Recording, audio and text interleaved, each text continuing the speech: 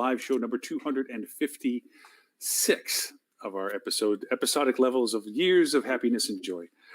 With us today, a special treat as always, is Melissa Cavanaugh with Fuel Travel, giving us words of wisdom, data insights, and general prognostication as to life, the universe, and the cosmic reality of our understanding of the world as we know it.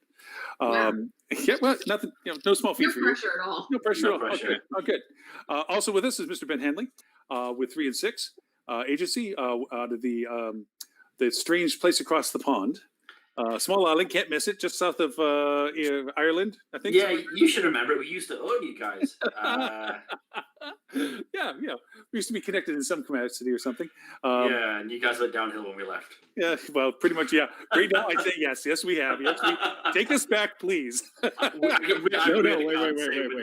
They're not in much better shape right now.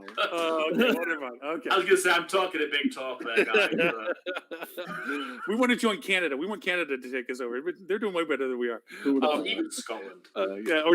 Also with Mr. Edward St. Ange from Flip2, and also Mr. Dean Schmidt with, gosh, you have big, long titles now. You have metasearchmarketing.com and also Basecamp Meta, right? There you go. Yep. Hey, Kat, and also just now joining us, Ms. Kat Muhammad, as Director of Education for Alhoa. Hi, Kat. Hi, good morning, everybody. Thanks for joining. So, Melissa, please give us words of wisdom, inspiration, insights, and all the cool stuff that you know. Well, I feel like the words of wisdom I'm about to say are already old, even though they're only a week old. I feel like everything's changed since all these words were spewed from my keyboard. I could be wrong, but that's what I'm seeing. But anywho, so we at Fuel have released the 6th version of our consumer sentiment study. This was sent out on June 18th, which apparently it's July already. So it feels like it was a really long time ago. We waited 3 weeks. We had been doing these every 2 weeks, but we waited 3 weeks on this one because we felt like the email list was kind of getting a little fatigued and we were getting less and less responses. So we waited a little bit longer on this one. We did get a slightly better response on this one. So we had over 6,500 responses. Not too shabby. Overall, we're still seeing safety just overwhelmingly at the top of everybody's concerns of all things related to travel in our little word cloud. When we ask people what they think of when they think about travel now, safety has been the top word since the first time we sent this survey out, and that hasn't changed. Which is really funny because you've seen this in your market and we've seen it in our other beach markets. Most of our hoteliers are telling us how little care their travelers are taking to socially distance, to be safe, to not do high risk things. We're just getting constant feedback from our open properties that like the only people really taking care are their staff, and the majority, vast majority of their travelers are acting like nothing's different. Nothing's happening. And actually are quite mad when something is different, which is funny to hear that when you do look at all the consumer research talking about how much people care about safety. It doesn't seem like that's lining up with who's actually traveling. So I wonder if those that travel have just thrown safety to the wind, and the people who are still cautious are the ones not traveling. Or sitting home taking surveys. Yes, Yes, that's what I was thinking. On paper, it's very easy if somebody says, would you prefer this triple cheeseburger or this farm burger over here? Yeah, healthier choice you can easily select on paper, but when it comes to actually doing it, it might be different. I think a little bit of that is the herd mentality, though, too. As you're planning for your vacation, you're sitting in your chair looking at your laptop. Right now, I'm thinking about, I want to make sure the place is clean and safe, and I'm thinking about all those things. You get there, and everybody's hanging out by the pool, and you're like, what the hell? Let's go hang out by the pool. Well, Myrtle Beach has just passed a mask ordinance as of yesterday that went into effect yesterday, which is always a blast. Let's put in an ordinance and make it live the same day. So and right with that before feedback, it's an gonna be- incredibly busy travel weekend. Mm. Oh, it's a fun town I live in. So I'm very curious to see what the market here is going to show now that there are mandates for safety precautions. If we see a further decline in bookings or people canceling or whatever the case might be. That will be interesting to see because, again, what we're seeing both in your market and other markets is whenever something does happen that shakes loose some cancellations, there tends to be reservations right behind them taking their place. It's almost like you're shuffling the audiences that find whatever you're doing acceptable or unacceptable. That was my gut instinct because we talk about this internally all the time. And there was this debate of, is this going to turn people off? And I was like, you know what? The people that it's turning off, there's going to be another group right behind them that are like, yes, more safety for me, so I'm going to go now. Right. Theoretically. I'm talking out of my butt right now. I don't know what I'm saying. Welcome to the show. I'm just Melissa, you finally broached over to the side of where we were. I was like, sure, we can throw everything up on the board. Who the heck? It's But talking for 250 something episodes. facts. We don't need no stinking facts. And it's the same over in the UK too. With the news was covering pictures of people in a heat wave just crowding the beaches without elbow room at all. And then the media flipped to say, why is the government still paying to furlough all these staff to help them socially distance and not being in the workplace, when at the weekend everyone's just going to the beaches to touch each other and share ice creams and cutlery. So there's a reckoning coming out. What's going on over there? I don't even let my own kids share my ice cream. I wouldn't let some stranger at a beach. What? Share an ice cream van, not necessarily the same cone. Oh, okay. No, And then they're sharing silverware too. Like what? They're washing it, but now the new thing is that everyone has to bring their own silverware to restaurants. So that's one of the ideas that people have, is to bring your own cutlery to a restaurant to reduce infection. Wow. What? Yeah. I like it. Yep. Well, I mean, Wow. don't get me wrong. As a Well, I can say I've got mine in my inside pocket just now. Yeah. well, yeah, a little bit of a Joey moment there, pulling a fork out of your inside jacket, going, "So what are we eating here?" I'm not I sure do, who I it do have my was. own bottle up. That's Go on, I'm ready. Adele. I'm not sure who it was. I think it could have been Anthony Milcori, but he said if you really want to be responsible, bring your own sheets to your hotel. And I think there's a lot to be said for that.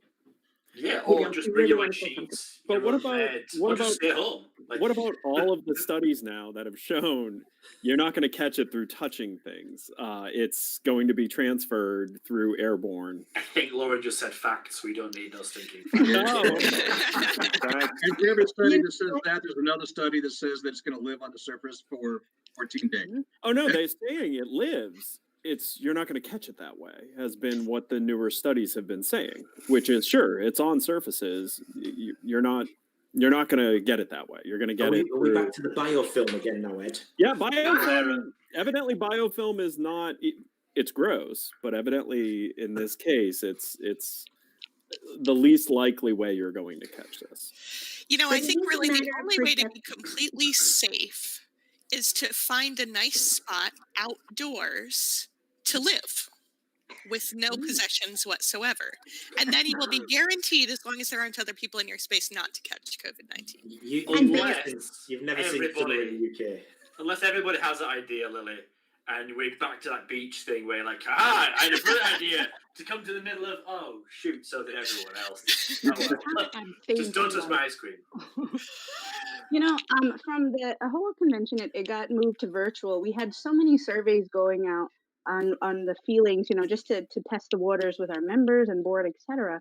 And a lot of the folks that I spoke to, they were on the fence of their own safety, but quite a few of them are more concerned with what they would come back and potentially put their family at risk, whoever else was in the house.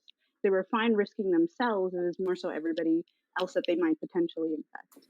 Katija, Yeah. when did you check that? Was it the beginning of lockdown or the end? Because at the beginning, you want to spend time with your family. At the end, you might want to be pushing them out to infected areas. You know, not me. I love my family. I'm just saying the divorce rate has gone up. Asking for a friend?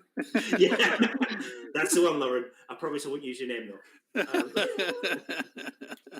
I think to add to what Melissa's pointing out too, though, the survey information is and what Cass said, it's easy to put on paper what you think should be the proper way of answering it or what you would willfully want to have. But unfortunately, two real strong dynamics have come into play. One, there's a lack of authority as to the true details that we trust. I mean, as Ed pointed out, do we get it off of surfaces or don't we get on surfaces? You know, they didn't tell us to wear masks at the beginning. Why? Because there wasn't enough masks. Now they're telling us to wear masks.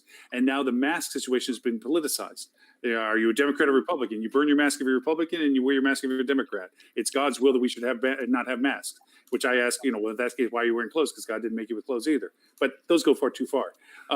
The thing is that we have such a mixture of common sense or lack thereof and the authority of knowing what it is we're actually dealing with. And that ambiguity has created the scenario in our industry. You have this blend of people that are willing to travel under certain conditions, but then they necessarily don't need those conditions to be present. They just need to feel like they're there, and they ignore them on their own. Like you said, they'll go to the pool because everybody else goes to the pool. Meanwhile, the staff wears a mask, and if you don't wear a mask, somebody's taking a picture of it saying these guys aren't wearing masks from the person that's not wearing a mask.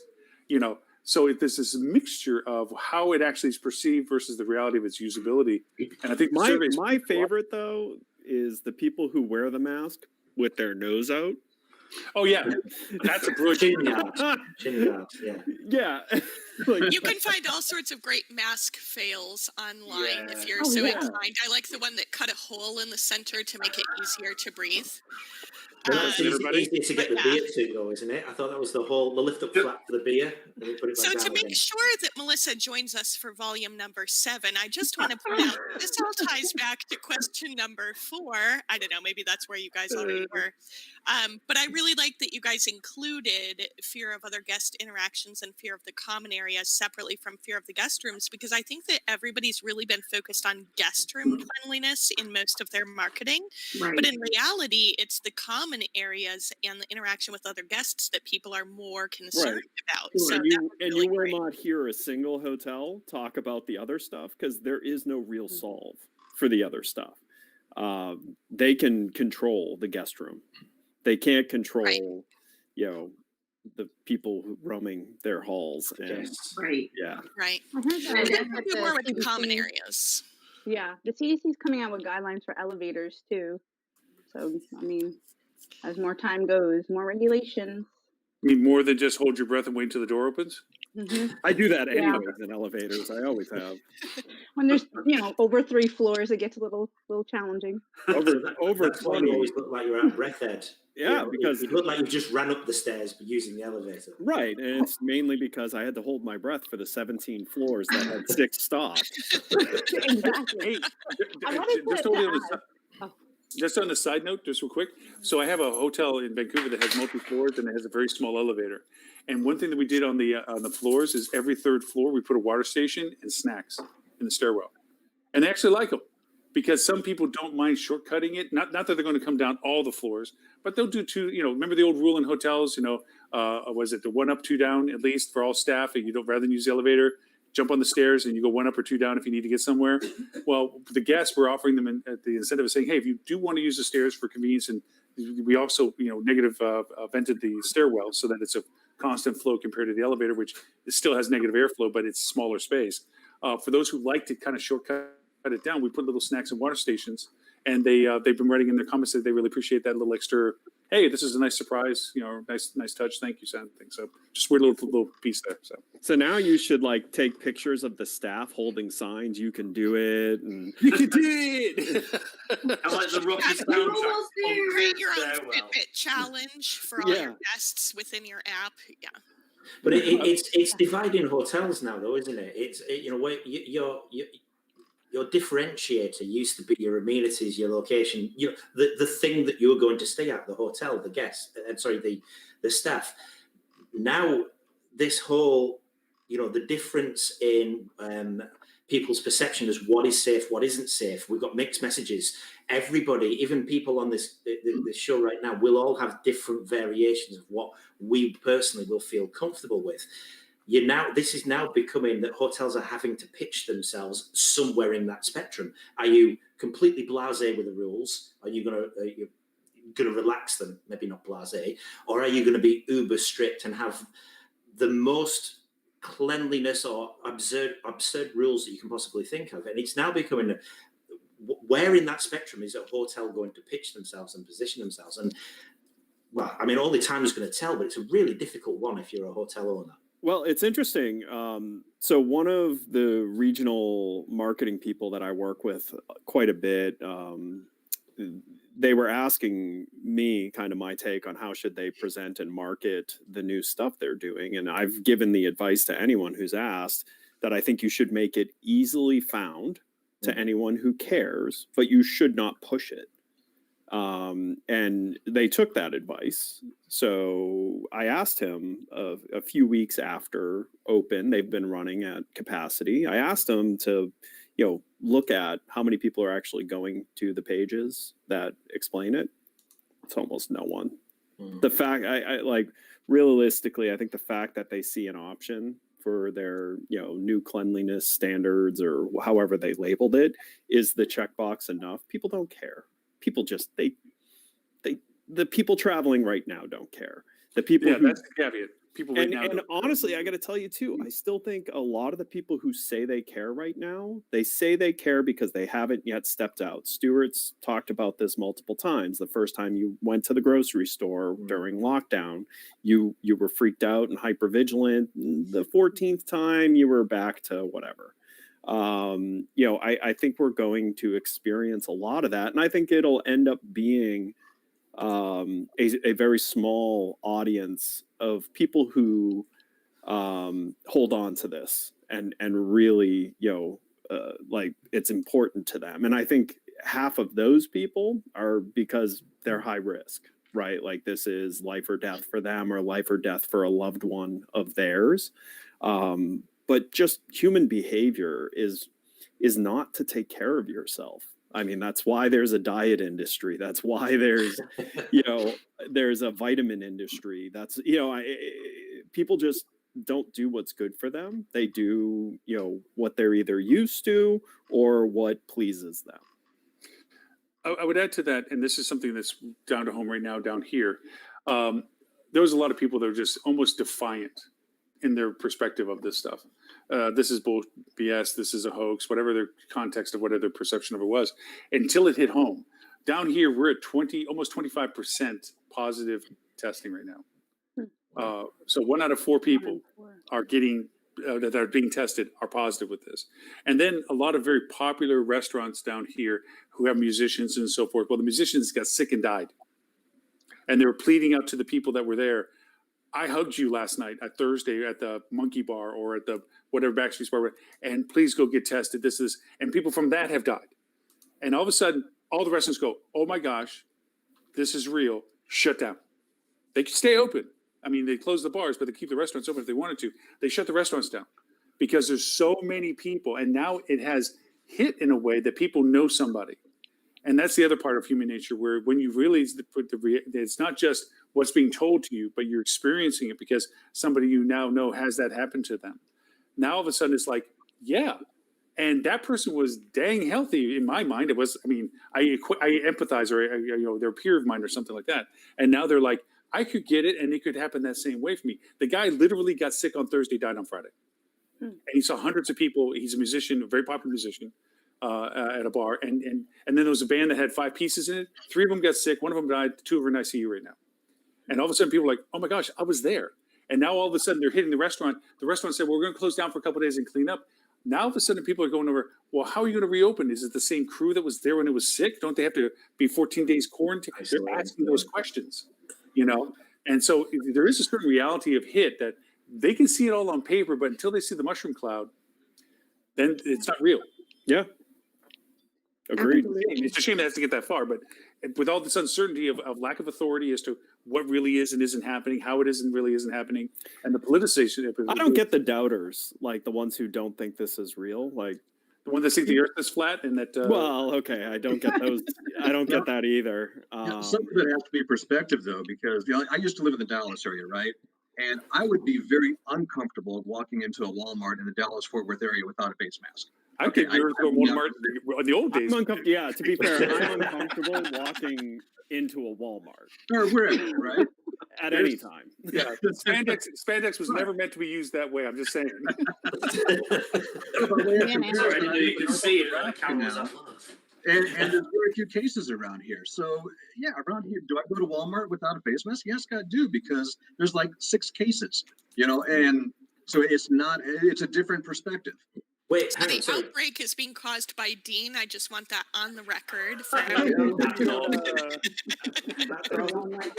I actually I made this from my bathing suit. For not hitting the beaches. Okay, I can't get that image out of my head. Oh, Can't get rid of it. It won't go. It won't go. No, we're in a period again where emotions are driving decisions well before logic. That was definitely the case pre-COVID, but emotions have grown much more rampant, and they're supported, from the politics and those that support different politics. They're perpetuating these stories and these feelings of fear, or that things don't really happen, don't really exist. It's crazy to say, look at how many precautions we were taking a few months ago when the numbers were nowhere near where they are now. They're in a worse position when we're taking less precaution. That is, logic right there is just, it doesn't come together. So we're not in a realm of logic. We're not in a realm of doing what makes sense based on data. Now it's control the minds, control the masses. Mm-hmm. There was an interesting statistic that came up locally here. We've had more positive cases and more deaths in the past 7 days than the entire 3 months combined at the beginning of the year. Whoa. There was an article that was in the news. I think it was the news today, or was it yesterday, where it mapped the whole of Europe against the USA in terms of cases, and you could just see the point that you eased and relaxed the measures, it starts to go up. Now, where Europe, albeit Europe changed it at different times, but where it was in a reasonable-ish sort of period where they relaxed, you could see they relaxed later on in the cycle. So the bell curve for Europe goes like that, and it's dropped. It's still high, but it's not on a rampant scale going upwards. The only exception I would say to that is probably the UK, where we, obviously where Ben and I right now, because we're literally coming out of our, we're about to ease tomorrow. And we were talking before about, how you're going to feel and what you're going to do. And I was dead set against, I'm not going to go out. I've got a wife and 2 kids. My youngest daughter has health issues. I'm dead set against going out. Having done a little bit of research, realizing it's like, well, actually, I can't really make a decision. But finding out that in the local area, there's not too many cases, I'm actually going to venture out tomorrow. The appeal of going to a bar and beer just won the day for me. I would like to say it was an informed and educated decision, but it's probably a little bit emotional as well. But I am still going to be very much on guard. I suppose it's a bit what Ed was saying. It's that first time that you go out, and I imagine by Thursday, having been out five nights on the trot, I'll probably be fine. But we'll see. My liver might not be. And it's interesting. I'm really curious because obviously the study here that we're looking at with Melissa has shown really improvement in people's willingness to go out. And I think, kind of what I was talking about in our AHO webinar yesterday, people can only, thank you, Kat, people can only deal with restrictions being imposed on them for so long before they start making illogical decisions that go against safety. However, I'm really curious to see the change from volume 6 to, I hope there will be a volume 7. I assume you guys are going to continue going, because now all of a sudden things are shutting down again. Right. So we have major restrictions here in Arizona going into place, in California. And I know we talked before about New York, New Jersey, and Connecticut requiring travelers to quarantine. I haven't really seen it in the news, but I know anecdotally from friends, and validated this on the CDC website, that that's spreading to other states as well. For example, Pennsylvania has implemented the same thing now. So I'm wondering, with this kind of resurgence, because also in the hoteliers that I've been talking with in my research project, they're saying, oh, you know what, as soon as the closures were announced in our state, we dropped 20% of our occupancy for the next 2 weeks. So I think that we are kind of, unfortunately, not to be a Debbie Downer, but I think we're in for another wave of difficulty when it comes to leisure travel that maybe kind of happened right after the results of this survey. So that's what I said. I think it was just before you joined, Lily. So we sent out the survey, we got the results, I posted the results, and I feel like probably within a day of posting these results, everything changed. Don't you love when that happens? Yeah, our data for our clients, just revenue, like we were up over 200% in revenue year over year for a good couple of weeks, and all of a sudden it just tanked, and it's still, we're now below booking where we were last year, after being so far above for a good couple of weeks. Yeah. But it lends itself from a marketing strategy point of view. And this is something, Ben, you put in there, you know, what the new normal from the Mail says and so forth. I almost, and I've said this in previous presentations, I want to get off of what is the normal, what is the next way, because we're actually asking for a pause. By asking for a normal, we're saying that it stays a certain way for a length of time, so that is considered normal at that point. Every day is normal, because that is the normal for that day. The next day, as you point out, Melissa, it went from, you know, high water to low water, just simply because of the change that happened. But you have to plan, you have to have all these contingencies laid out, that this, you know, we were talking about reopening, pre-opening, emergence, all these terms that don't make sense right now, because nobody's emerging, nobody's coming out of what we're doing with right now. We're back in the hole again. And having strategies that are planned for, that relate to this. Like we lived through, I did with some of our clients, a great occupancy, because we were looking for the type of business that was traveling during this process. And we never really ventured too far from it. So when we went back in the hole again, it was just resetting back to what we were already focused on prior. We were searching for new types of business as the business changed. That's normal. But then when that business didn't come through because of retreating back to closing things down again, we went and reset back to the things we knew we could get business from. A lot of hotels are sitting there by their front door with the light on, waiting for the business to pull in. And they're not really targeting who they can get to come into the hotel as it is much what they would, you know, waiting for people to come to the hotel. It's whether you're hunting or whether you're just waiting. I think it's kind of where we're seeing some differences in what hotels are succeeding and what hotels are floundering. Anyway, Melissa, with that, you know, since it was a fart in church for me, yeah. What other numbers do we have? What are the numbers? Well, since Lily already brought it up, we did ask again. I think this is either the second or third time we asked the top 3 reasons that would prevent people from staying in a hotel.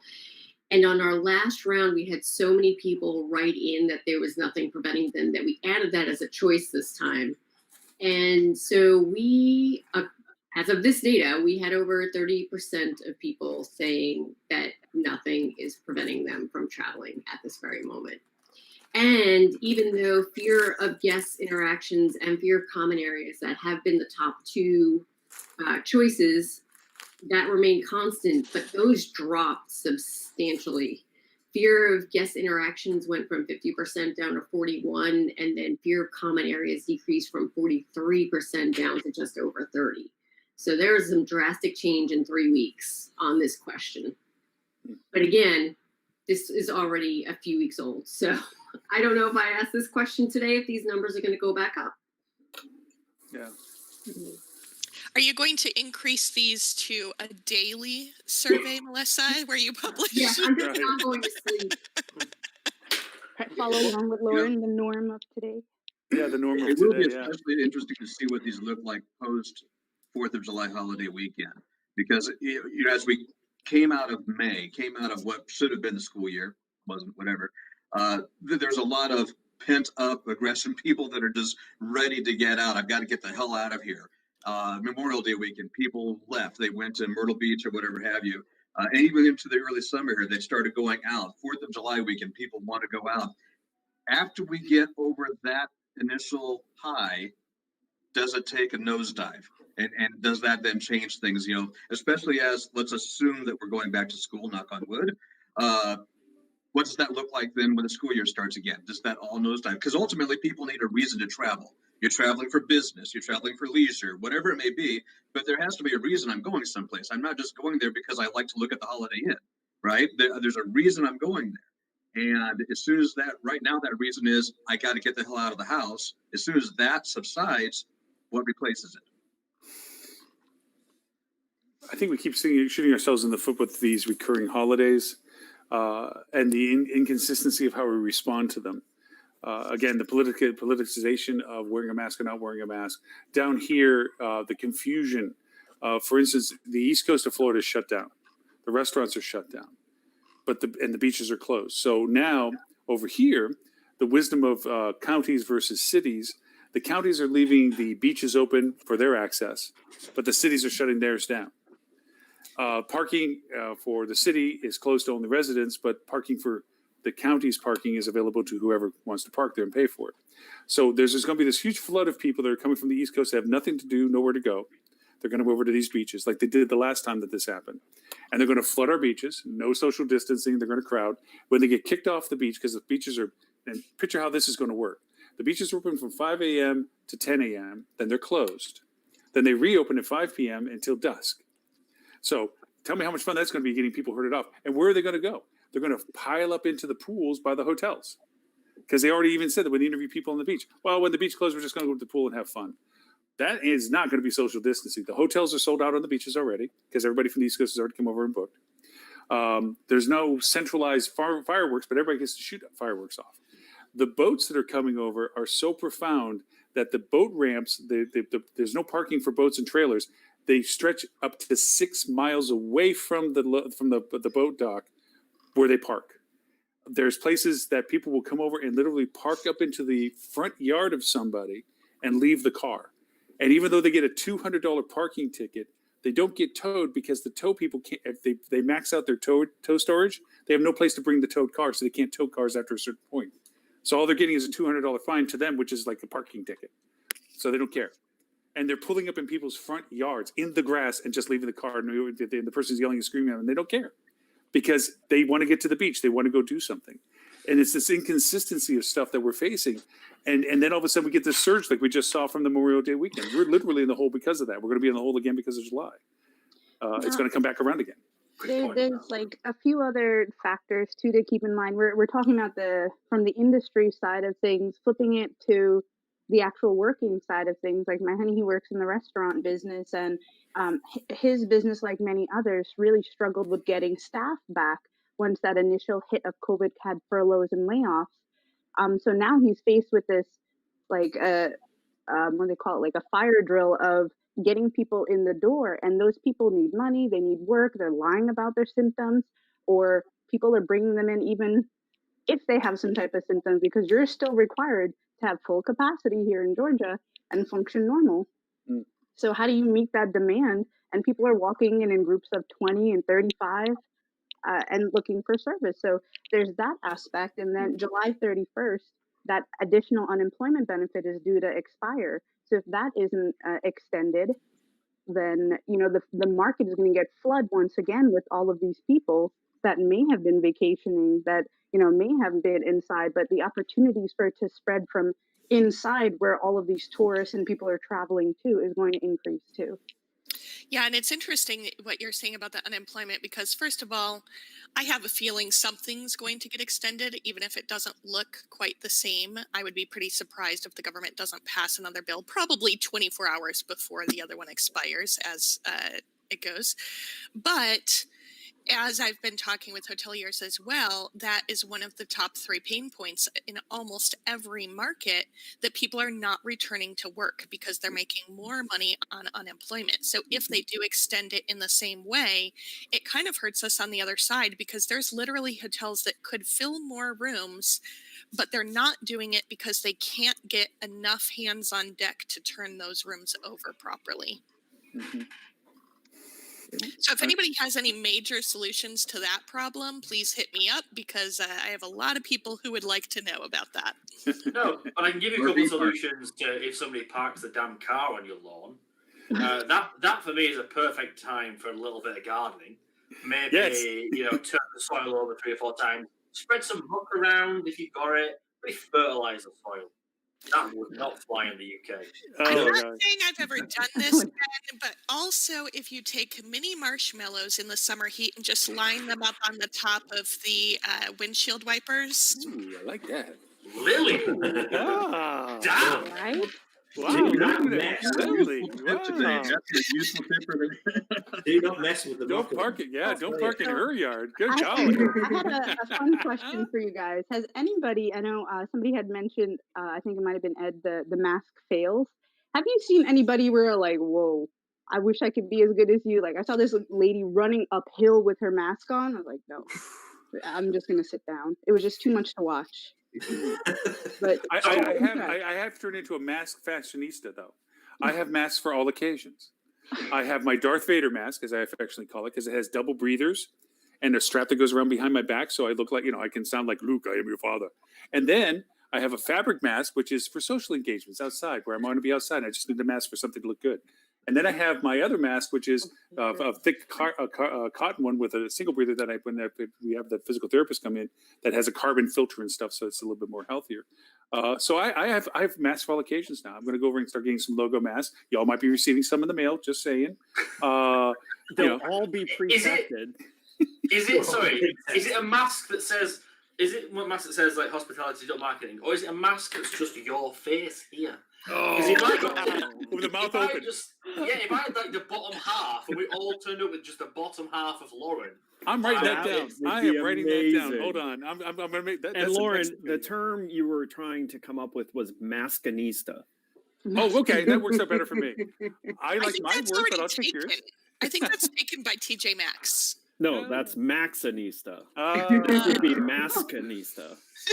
I was thinking about what Lily said regarding the difficulty of getting employees back, and I've given this a lot of thought, and I only wish that the government would allow you to say bring somebody back to work for, let's say, 2 days a week, and that way they can get their full pay for those 2 days. Hopefully that would make it more than unemployment, and still get it for the rest of the week.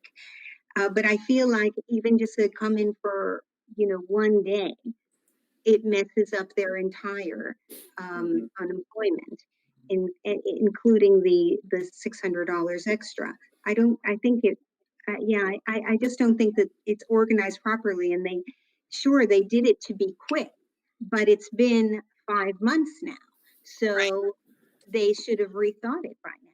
So I thought that, sorry, Lily, I thought if you were unfurloughed and you said no, that stopped your unemployment in any case, because That's supposed to be the case, but I don't think the businesses are reporting. Right. That's what the business has to then go in and do something to report that they're not eligible for unemployment. And because, the relationship factor, I think, prevents that in a lot of cases. Like they may say, but we need them to come back later, even if they won't come back right now. So people are being really lax about that. Well, and to be Not fair, everyone. it's not Not clear. everyone, no. It's not clear how you would actually report someone.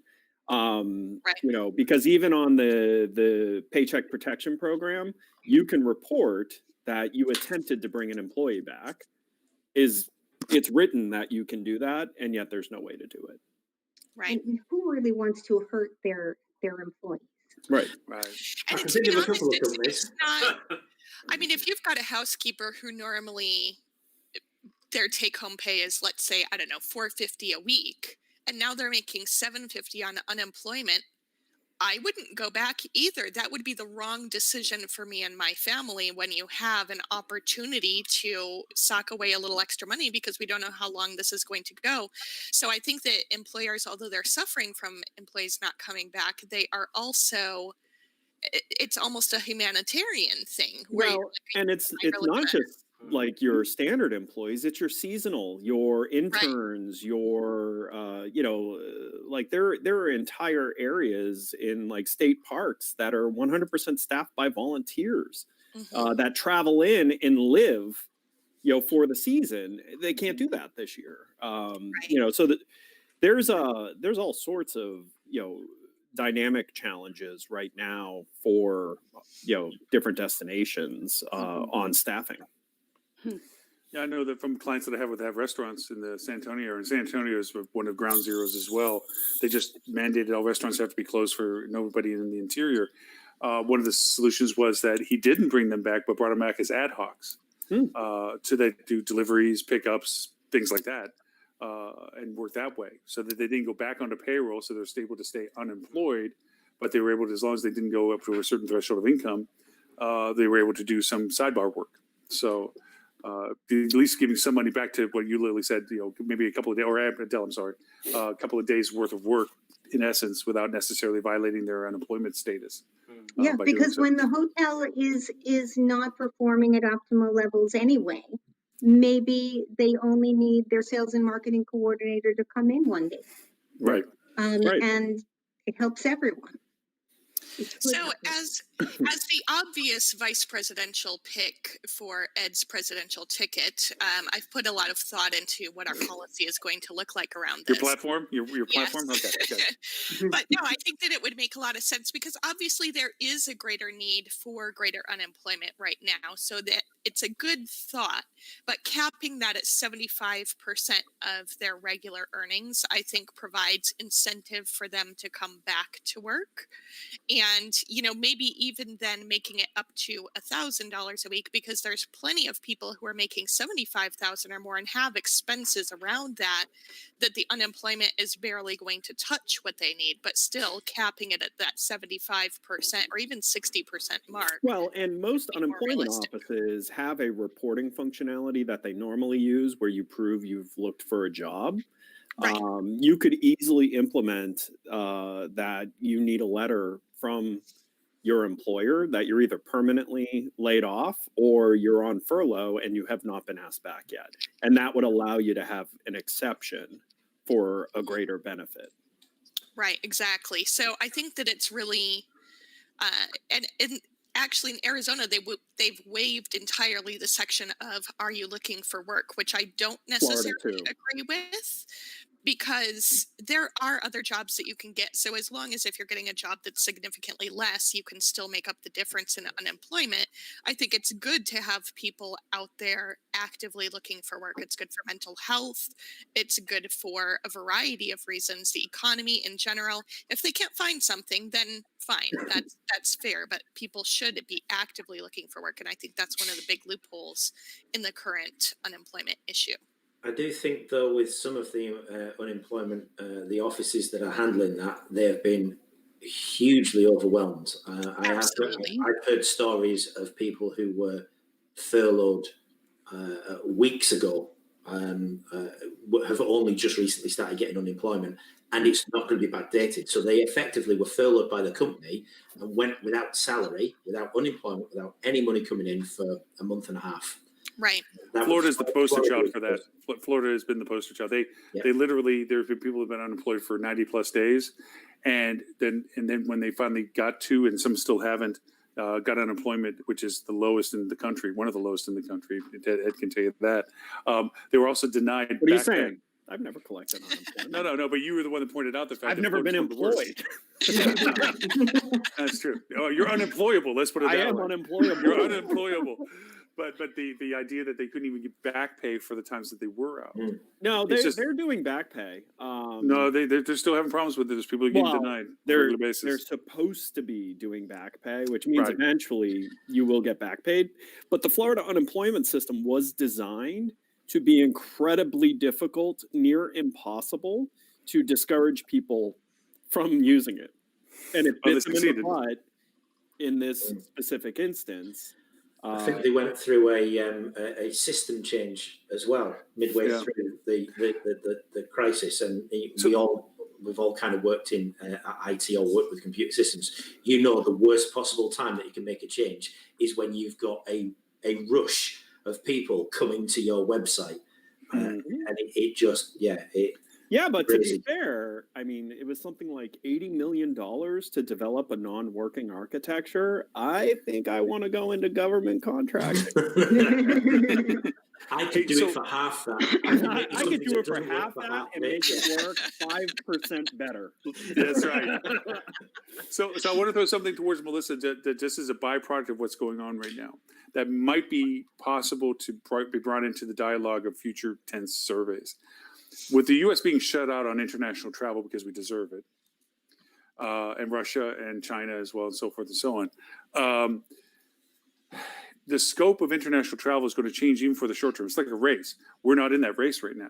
Everybody, as they emerge from their ability to travel, I have family in Holland, and they normally come to the U.S. because they have property over here that they stay at. Well, now that plan is now changed to what am I going to do in Spain, what am I going to do in Italy, what am I going to do in France, whatever, and maybe even travel to other countries that are safe to travel to.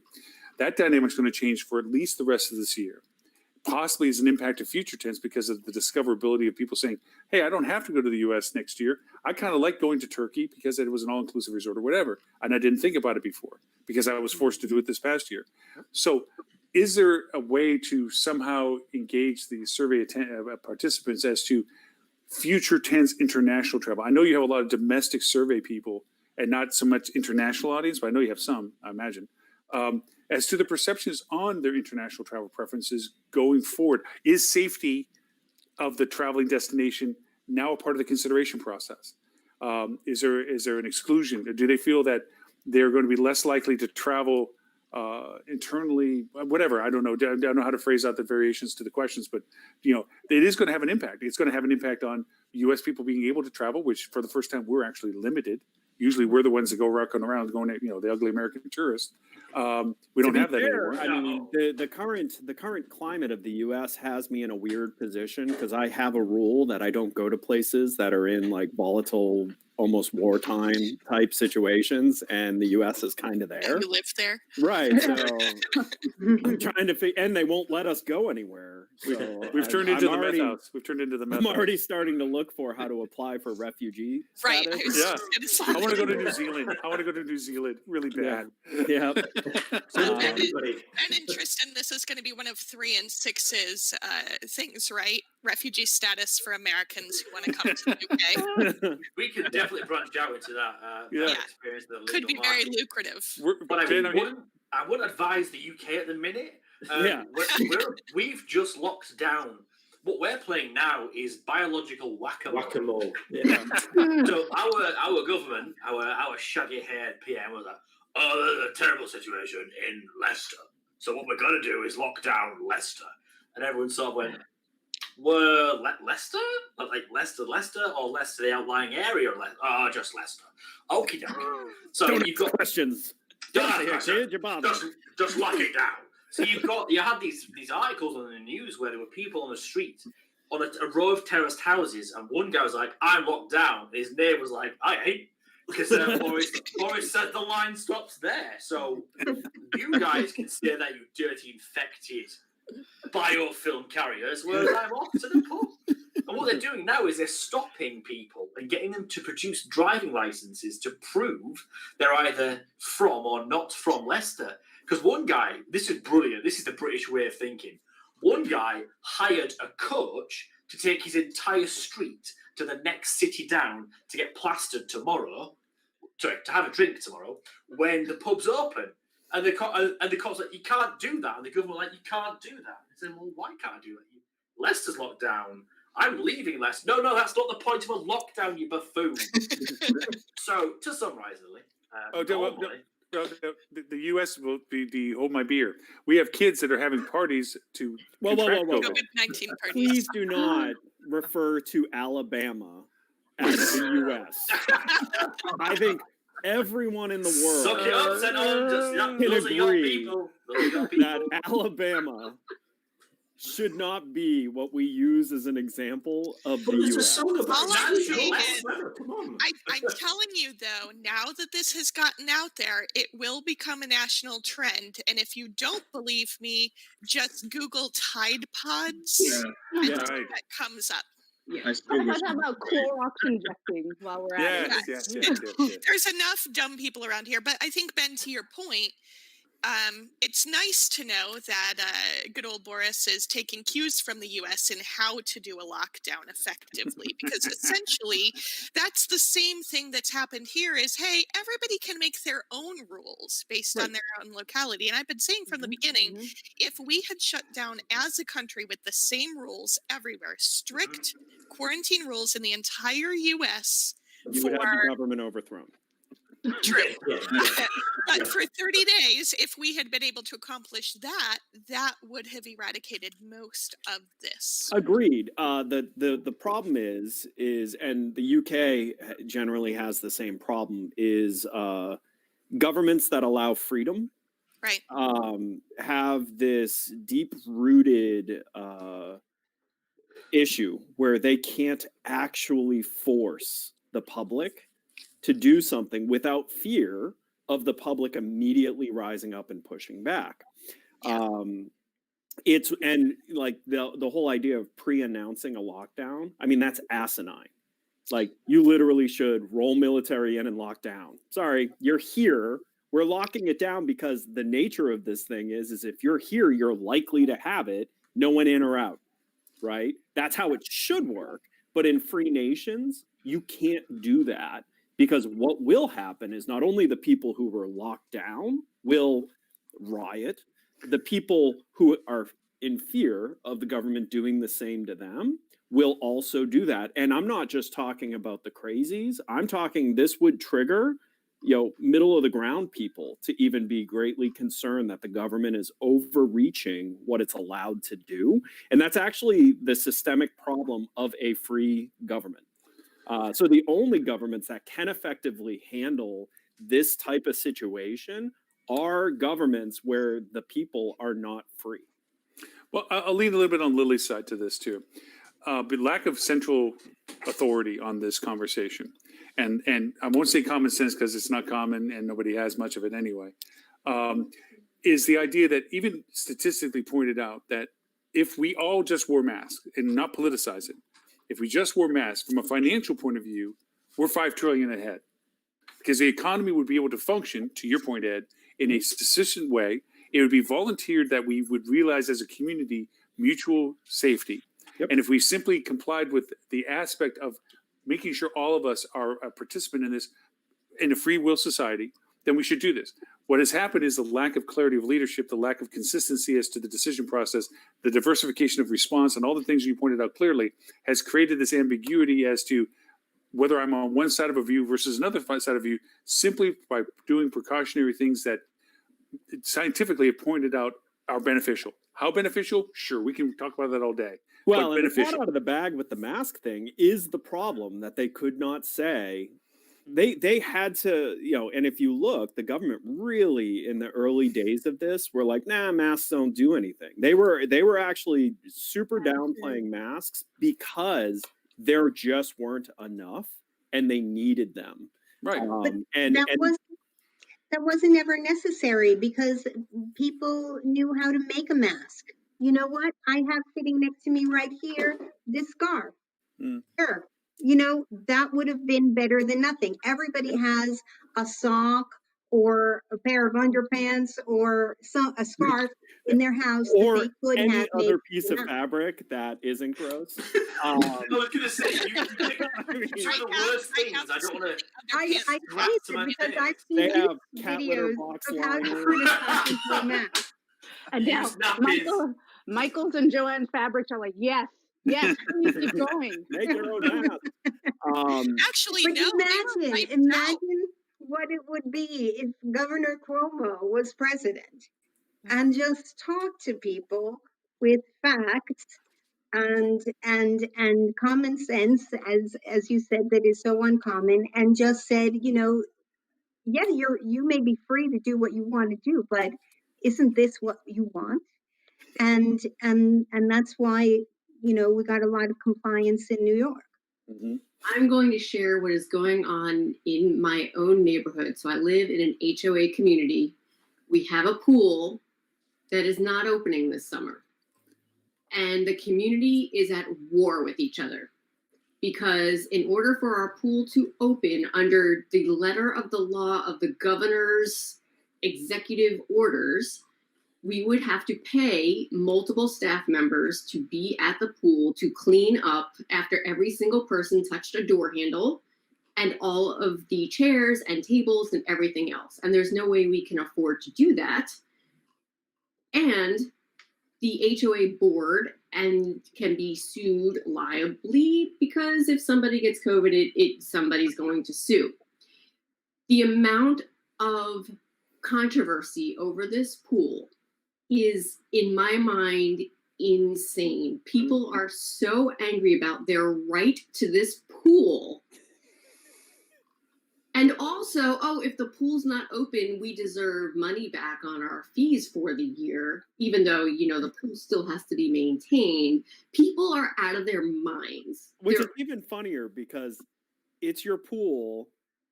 Like, if you don't pay, the pool doesn't get taken care of. You'll end up having to pay to get it back up and running. And the idea of suing your HOA, you're suing yourself. You are suing yourself. Yeah. You know what's funny though is like there's whether no it's common a pool- sense. right. And science doesn't matter. It doesn't matter if it's a pool or the masks or whatever. Everybody is just on edge right now. It's been too long. And, you know, I think to the point of would the 30 days work? Would the 30 days not work? All of that. Either way, like the idea of shutting down society for 30 days, we basically did, but we did it for a different 30 days over here than over here than over here. And that's why it's July now and we're still seeing shutdowns of the economy. I think we would have actually had less economic impact if everybody had banded together. But to Ed's point, it doesn't matter what we enforce unless we really go into military law, because unfortunately we've bred a culture where everybody's so focused on their rights, which most of the ones they're bringing up are not in the Constitution anywhere that I'm aware of. But people feel so entitled in today's society, and we don't have enough care for others. Because that's what would actually solve this, is if, you know, people think that, oh, I'm not sick, so I shouldn't wear a mask, but I don't really know if I'm asymptomatic, or even more so, this mask isn't going to stop me from getting coronavirus. So I'm not going to wear it. I'm not going to wear it, which My is favorite, not, by the way, my favorite meme I've seen online explaining masks is I don't know if you guys have seen it, but it's basically using pants in place of a mask. So if someone's not wearing pants and they pee on you. If you're not wearing pants, it's directly on you. If you're wearing pants, only some of it gets on you. If the person who's peeing is wearing pants, the pee stays on them. It's my favorite. That's essentially what it is, and we have to put it into terms like this because people can't see it. Absorbing it. Yeah. Well, I there's think also it was mentioned on there about a lockdown for 30 days. I think that there's a misconception about what a lockdown actually is here. It's because the UK has been on lockdown for a lot longer than 30 days. What we on now, Ben? Is it like 9 weeks? It's actually day 102. There we go. But the world or the UK still has to function. Right. So there isn't a true lockdown. It isn't that everybody can just go indoors, stay indoors for 30 days. Because how do you get food? How do you get medicines? How do you get all of that? So there is still huge numbers of people going out there in the community. So the idea of what a lockdown isn't everybody being in prison for 30 days. It's just not possible. But to your point, Lily, if you've done it all at once, then you know that's how the UK is kind of reaping the rewards of having done this. Is that whilst our cases we were too slow to react and our cases shot up exponentially, we've now managed to get them under control because as a nation, You know, we collectively had that power because, well, we're a lot smaller than the US. It was obviously well, and your central government has the power to do that. Our federal government does not have the authority to govern how the states, handle commerce and things like that. So the problem with the United States is it would be impossible to federally lock down because it just can't happen. The states it could actually trigger where states could secede from the union. We still have got Lauren, we still have got a similar thing because Scotland and Wales are not following and don't have to follow what England does, and they are attached to us. It is almost mini states, isn't it? Right. But we are fortunate that Scotland and Wales are actually being even more cautious than England is. I think they're probably doing it more out of spite because they don't like the English. But oh, mate, definitely. So, sorry, every time Boris is about to make an announcement, Nicola Sturgeon, the First Minister for Scotland, gets on TV an hour before and says the same thing. It's so petty, but it's brilliant. I mean, Scotland are keeping the 2 meters; they're not going down to 1. And as from I think it's the 10th, face masks will be law inside shops. Is that in Scotland? Mm-hmm. Oh, I didn't know about that one. I guess no, but Ed, I want to point something out. I agree with you that the federal government couldn't mandate a lockdown, but as we have seen from the lack of leadership or the cohesiveness of leadership, a central recommendation with an authoritative perspective, be the president, be the federal government, working and coordinating with the states, saying, "Guys, look here's the deal. Here, get all the governors together. This is what we're facing. This is what we're doing. We're looking to do this. This is why we're doing this. This is the information to validate what we're asking to do," and creating a consensus of decision rather than a decentralization. I want to laugh too right now. So the face of where our government is, right? So I've heard 2 things from Adele and then from Ed. You guys, I said these are perfect for our show. The first one was, I only wish the government would ... fill in the blank. And then Ed just said the problem with the U.S. government is ... fill in the blank. But we right now are also reducing funding on future cases, testing for cases, right? So if there's less testing, the numbers go down. Yeah, sure. They don't stop it existing. Manipulation. And then at the same time, we're also fighting for reducing businesses from being liable if staff or your customers get sick on premises. So yeah, go on and travel. It won't be the responsibility of the business where you get that COVID ad or wherever you get it. So you can't sue anybody, but you'll get it. And you're stuck. Remember 5 months ago when this all came and started back in March and April, the message that was given to everyone was flatten the curve. We have to flatten the curve. And everybody showed these line graphs that had about a 60-day window to them. The curve either goes like this or it goes like this. All right. 60 days later, everybody's like, we flattened the curve. We did our job. Done. Right. Now it's going like this. Yeah, exactly. That's my now point. It's a wave pool. The line is that steep, it's effing vertical. Yeah. Right? There is a positive to this, though. I mean, we're all very like doom and gloom and government bashing, which is brilliant. There's nothing gives me greater pleasure than a Friday to be able to do that. But the one thing we're all looking at the USA is like, oh, that doesn't look good. Thank goodness we flattened the curve. We've got a bell curve and we're now flatlining. This is great. We're all really, really good, and not many people in the population have got coronavirus. Thing is, over in America, you guys are probably all going to have it, and then it's going to turn around. It's still going to be going around the rest of the world, but most of the USA has had coronavirus. So in effect, you're kind of in a better position. it's Live or die. It's the old school, it's the old school chickenpox party. Exactly. Yeah. On a national level. A national COVID party. Yeah. Alabama. You know Maybe what? Maybe Alabama was right. For once, they're first in something besides the That is alphabet. it. So you And guys that have is got this. not part of our presidential platform. No, it's not. It's so wrong. You've accidentally got herd immunity. Yes. Because Well, that goes back to the cheers, the norm. yeah. Antarctica is still COVID-free. So if you're looking at it, Now, is that because they haven't tested the? I mean, let's be honest. The Penguins could use some testing. The lions at New York Zoo got it, didn't they? Yeah, they did. Polar bears. There you go. Yeah, do you want to go to a wild polar bear with a syringe? This might hurt. This is gonna hurt me. More than Just it's take gonna the hurt you. full word for it. It's Rob for you. Yeah. Just Open stand wide, still. say ah. I don't know if you all remember the show Cheers and Norm's philosophy on drinking beer, that it kills the dead brain cells, the old brain cells. He says Oh, it's like yeah. the buffalo, the herd Survival. mentality. The herd can only go as fast as the slowest buffalo.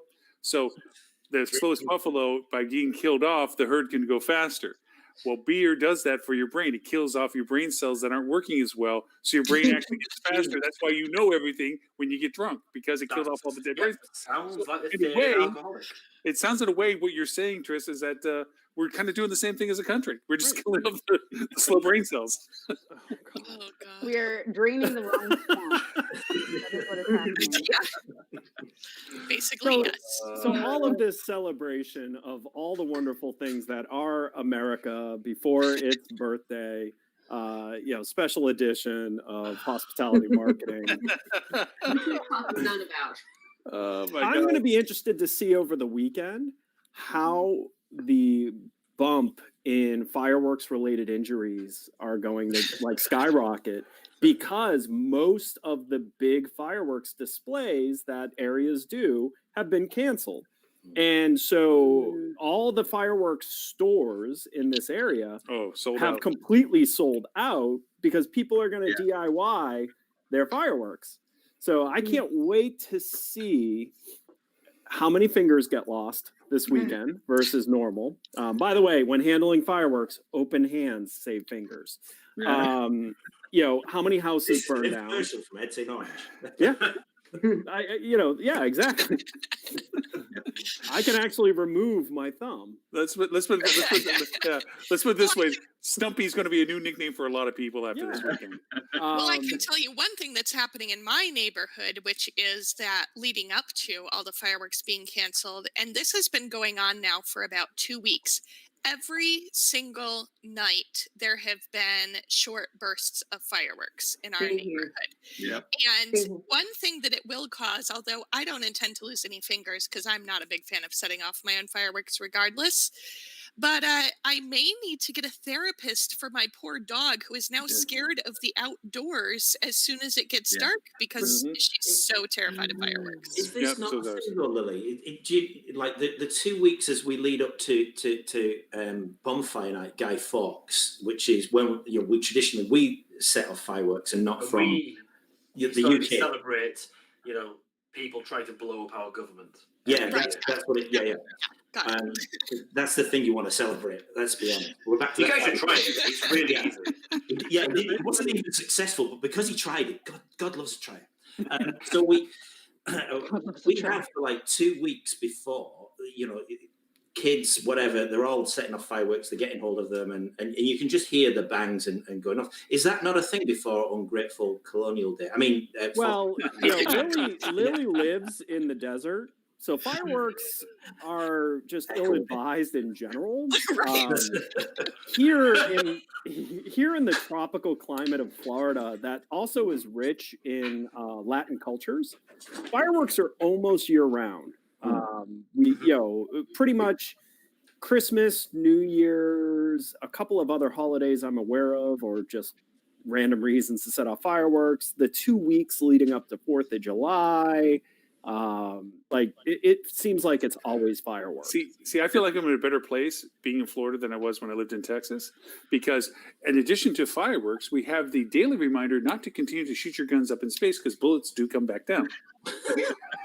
Hey, does anybody appreciate Does the me up. fact that all the fireworks come from China? I know. You're going there. You're going there, Dean. Be careful. Well, I have to just interject because it seems to fit the moment. I'm just dropping a link in here for anybody who's interested, and this is a nice little video about how to follow the rules currently around coronavirus. If anybody wants a little holiday weekend humor, because it is Rules? definitely on the humorous side. So, and also with that in mind, and go again, I've been thoroughly enjoyed the conversation. Don't get me wrong. From a marketing perspective, for what's currently going on, There are some things that are still tried and true that are still effective for communicating and getting whatever business is still traveling for what reasons they have to travel. In answer to some of the earlier questions, and this is sad to say but real, there is a need for funeral travel for those that could not go earlier. There's a need for convalescent visits that they couldn't do before. There is a need for to visit people that, from a family perspective, that have been isolated from their other family, and they're looking to just reconnect with them. These are still core travel purposes for people, and they're going to do it at a distance level that is comfortable for them.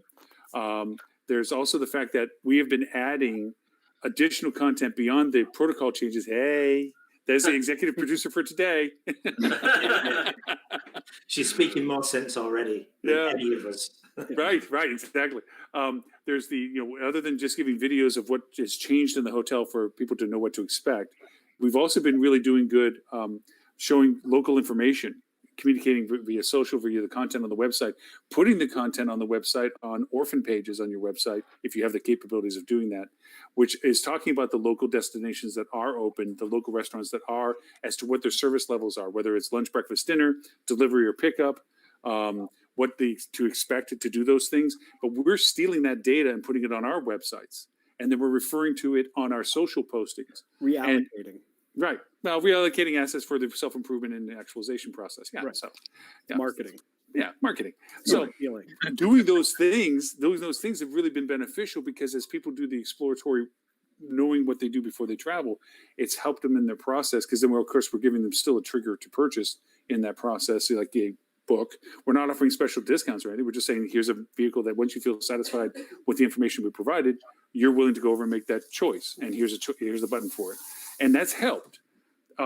It's that reality right now. It's not about long-term, how do we get somebody consortia or wholesaler. It's about who right now is willing to do what they need to do for what reasons they have to travel, and what is it we need to convey information-wise to them that makes them feel comfortable about that. Unless you're a beach hotel. And then you free open. Everybody wants to be with just you. Straight up, you're good. You're Yeah, back we're to here. normal. You're back to normal marketing. Yeah, just show up. Yeah, we're all good. Yeah. Until you get locked down again, and then you'll be back open again. State of Florida beach hotels are not going to get locked down again. Oh, gosh, The no. governor has straight up said he will not shut down our economy. And I think South Carolina's governor said the same thing, right? Same. You will Yeah. not take a stand on anything. So So, South Carolina, Florida, your beach You'll hotels, literally have That's to off the try table. before we're good. Oh, wait. Yeah. You'll have a hotel Hey. open, but everybody's dead and no one's staying. I was just gonna say, let the bodies hit the floor, right? Yeah. That's the way Actually, it you has could to just be. run it Lauren, on do you not have a endless- theme on tune for endless every loop. episode? Because that could be the theme tune. When you're editing this, instead of like, oh, it's Lauren Gray, welcome to show 257, It's you can have let the bodies hit no. the floor. Let the bodies hit the floor. There you go. I think we can make that work. I think we can make that work. In Please don't celebration. tempt Lauren. Actually, I mean, with the exception of Adele, every other American on this show is in a ridiculously governed state. You've got South Carolina, Florida, Georgia. Dean, where are you? Nebraska. Oh, yeah, that's ridiculous. I'm sorry. I'm just going to say, we've already mentioned we've got a Boris, so I think Right. we're involved in this somehow. So, Adele, you're the only person who isn't in a ridiculously governed area. I only wish you could all be Oh, wait, enjoying wait, are you Governor in- Cuomo as much as I am. Are you in And the Manhattan now? partnership that he has with the governor of New Jersey and the governor of Connecticut. Because when they close things, they all discuss it together and come to some sort of a consensus or agreement, a mutual, benefit, because everybody understands that if something is open over here, everybody's going to go there, because we roam freely between those three places. Yeah, but keep in mind, Cuomo also is from the land of Rome, but he is connected with a place that had gone through the very first huge outbreak of COVID. I am sure he has contacts who are like, hey, if you don't do this, everybody's gonna like nobody's gonna vote for you. They can't vote for you when they're dead. So Yeah. You know That's what? another insight. I can tell you that my thinking about everything changed when I was, just kind of reaching out to some different people that I know. And there's a wonderful photographer that we work with in Italy. And he said to me, Adele, I beg you, do not take this lightly. This is extremely serious. And Yeah, they I'll got tell you that that one caution really impacted my thinking of everything moving forward. And made some life decisions on that. Yeah, very true. Those that have been impacted by it do understand the importance of it. Those that haven't, are brushing it off. And now we're seeing the repercussions of that with the age change. The youth that really blew it off are now getting impacted for the fact that they've been exposed to it. And it's not a simple cold. It's not a simple flu. Maybe for most, yes, that's great. But for others, there's still the impact that it goes pretty severe. Florida, unfortunately, has the reputation now of having the two youngest pass from this. 11-year-old just passed a couple days ago. It's just you just got to wonder the senselessness of that. Let alone the others. You know, it's easy to say, oh, people with preconditions can have issues, but healthy young people, no. So to lighten it up and to further appreciate Governor Cuomo, he's also a badass because he has pierced nipples and does not hide it. Like straight up on national TV wearing sheer shirts with both of them showing. It's pretty amazing. That is very proud. You need to Google that. You need to Google that. When you Google it, don't just type nipples into Google, for goodness sake. I've just typed Andrew's nipples. Oh my God. Well, I destroyed Holly Zoba's image of him when I finally showed her, because I was on an HSMAI chat with her, and she was going on how he's her imaginary boyfriend, and I'm like, I didn't know you were into guys who like had the piercing. It's like, what are you talking about? I'm like, oh, you need to Google that. Wow. Well, there they are. See? Yeah. To Adele's point about, and there's the other one. To Adele's point about Italy getting hit with this really early, I don't know whether I'm beginning to join the tinfoil hat brigade or not here, but I've been speaking with some people who believe that they've had it earlier than the lockdown. Like we're talking January earlier on. So an ex-colleague of mine, their in-laws are French, came over, stayed, and then a short while after, my friend got very sick, and it was like really, really bad flu. Really bad flu symptoms, and very recently, the in-law has been tested to find out that they actually had COVID-19, and they were ill at the same sort of time. Everyone survived, everyone's happy, and everyone's the case. So now there's actually, have we been on lockdown and looking after stuff? Well, really, I actually had it back in January, and January was way before any of this. Well, and to be fair, think about how impossible it is to truly trace how early it hit certain areas, because it was before it was even a known thing. And when you think about normal medical it's triage. It's not, let's find out, like, you have flu-like symptoms, you have the flu, right? You have pneumonia-like symptoms, you have pneumonia. And it's taking longer, it's a little bit worse. You just have a really bad case of it. I would not at all be shocked to hear, that, in certain parts of the world, like this went back to last September. Right. Yeah. I think I actually was one of those people who I had it in January, just after the marketing conference in New York, because I spent about a week in New York, also visiting with a friend and whatnot. And essentially a really bad 3-week flu, lost my voice for 4 days, got tested for the flu twice, both times negative. But I just recently went to have the antibody test, and that came back negative. So when my doctor gave me the results, they came with the message that, we don't really know if this antibody test is accurate anyway. Right. So if you think you had COVID-19, you probably did, but we also think you probably could get it again, but we're not really sure. So just use caution. Great. And that's how that, ladies and gentlemen, is how you don't get sued. Welcome to the marvels of modern medicine. I'm fairly certain that I got COVID-19 from Stuart Butler. Just be glad that may be the only thing you got from Stuart. I didn't want to go into the rest of the test results. But That rash will go away with proper cream. Don't worry about it. At least Holly will have her way and people will stop squishing her every time they see her. Right. Yeah, she's not a hugger. She's not a hugger. Holly's not a hugger. And I'm a hugger. I do hope that handshaking will go away permanently. That's one of my hopes for the future. I'm just, I'm glad we're not a culture that does the kissing, because the kissing always has been weird to me.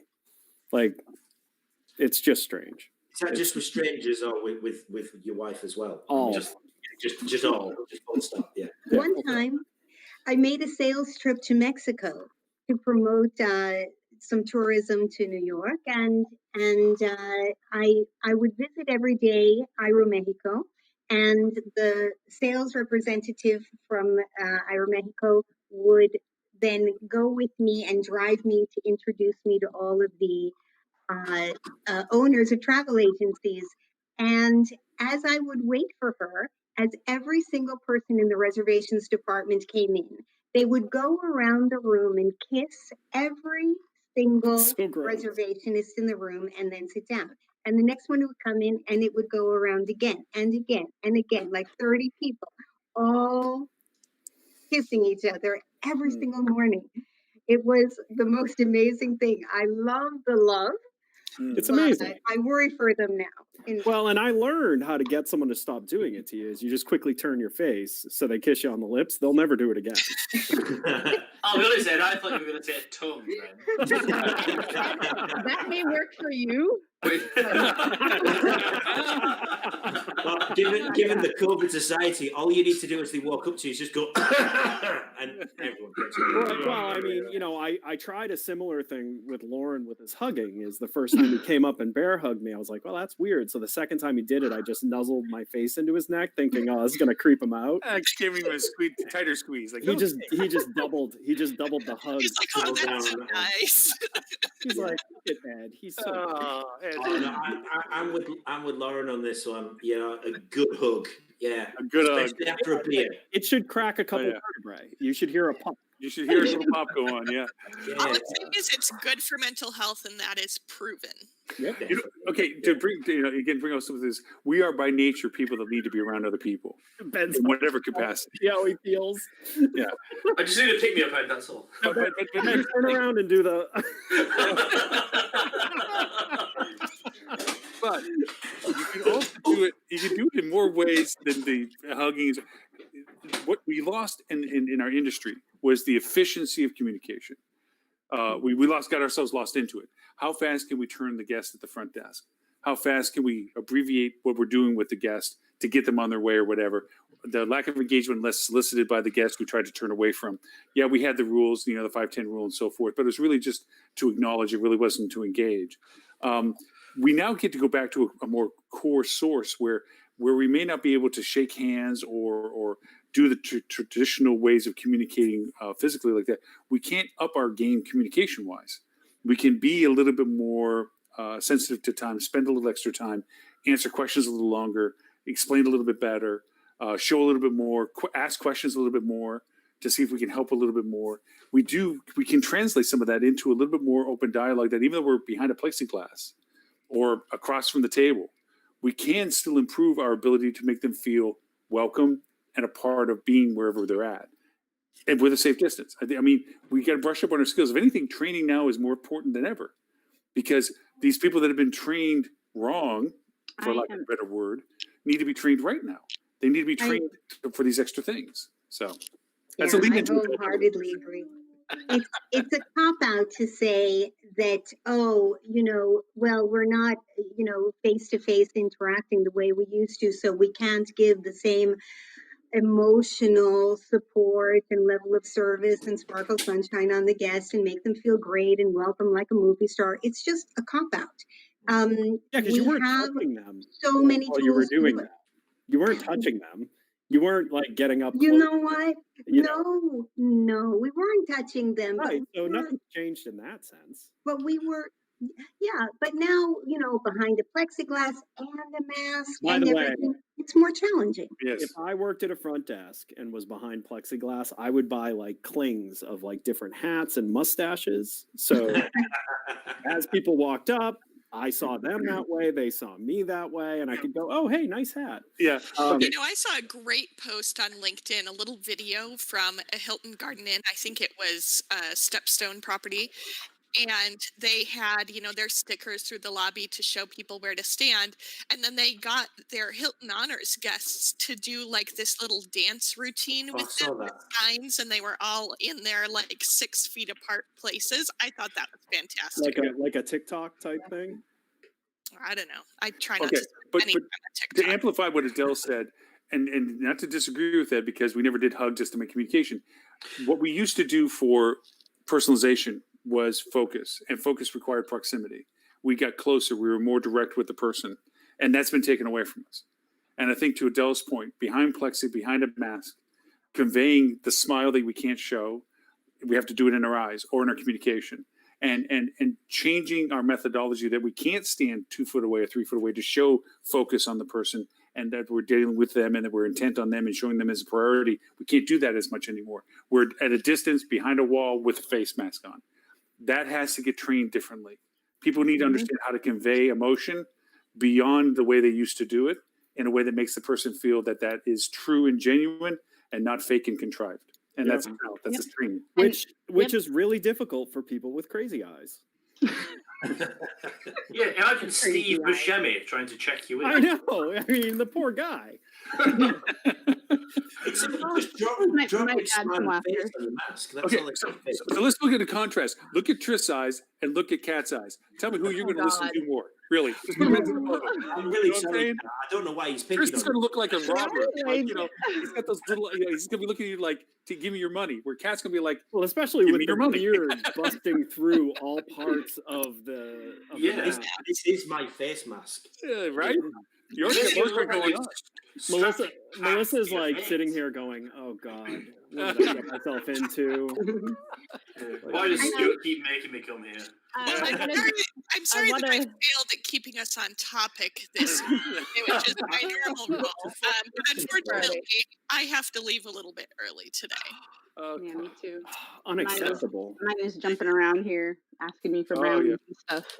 I wanted to mention as far as the messaging and finding a way to still be endearing and genuine in what you're doing. Also, keep in mind before all this, there were different types of guests that you had to tailor your messaging to, and I want to particularly draw attention to folks with ADA. I mean, we had so many conversations on how to manage service pets, and if you have a deaf person or somebody that communicates with their mouth, now it's completely covered, or they have certain guards, but there has to be even more specialized communication for those folks, and that's actually one bucket of gaining revenue, because right now how you're communicating safety protocols specifically for ADA individuals it will be a draw, because hotels right now are really ramping it up to show what they have, and some don't have a budget to ramp it up. That's a really good point. Look, I mean, sorry, Lauren, just look at the flurry of lawsuits the last couple of years for breaches of ADA with websites.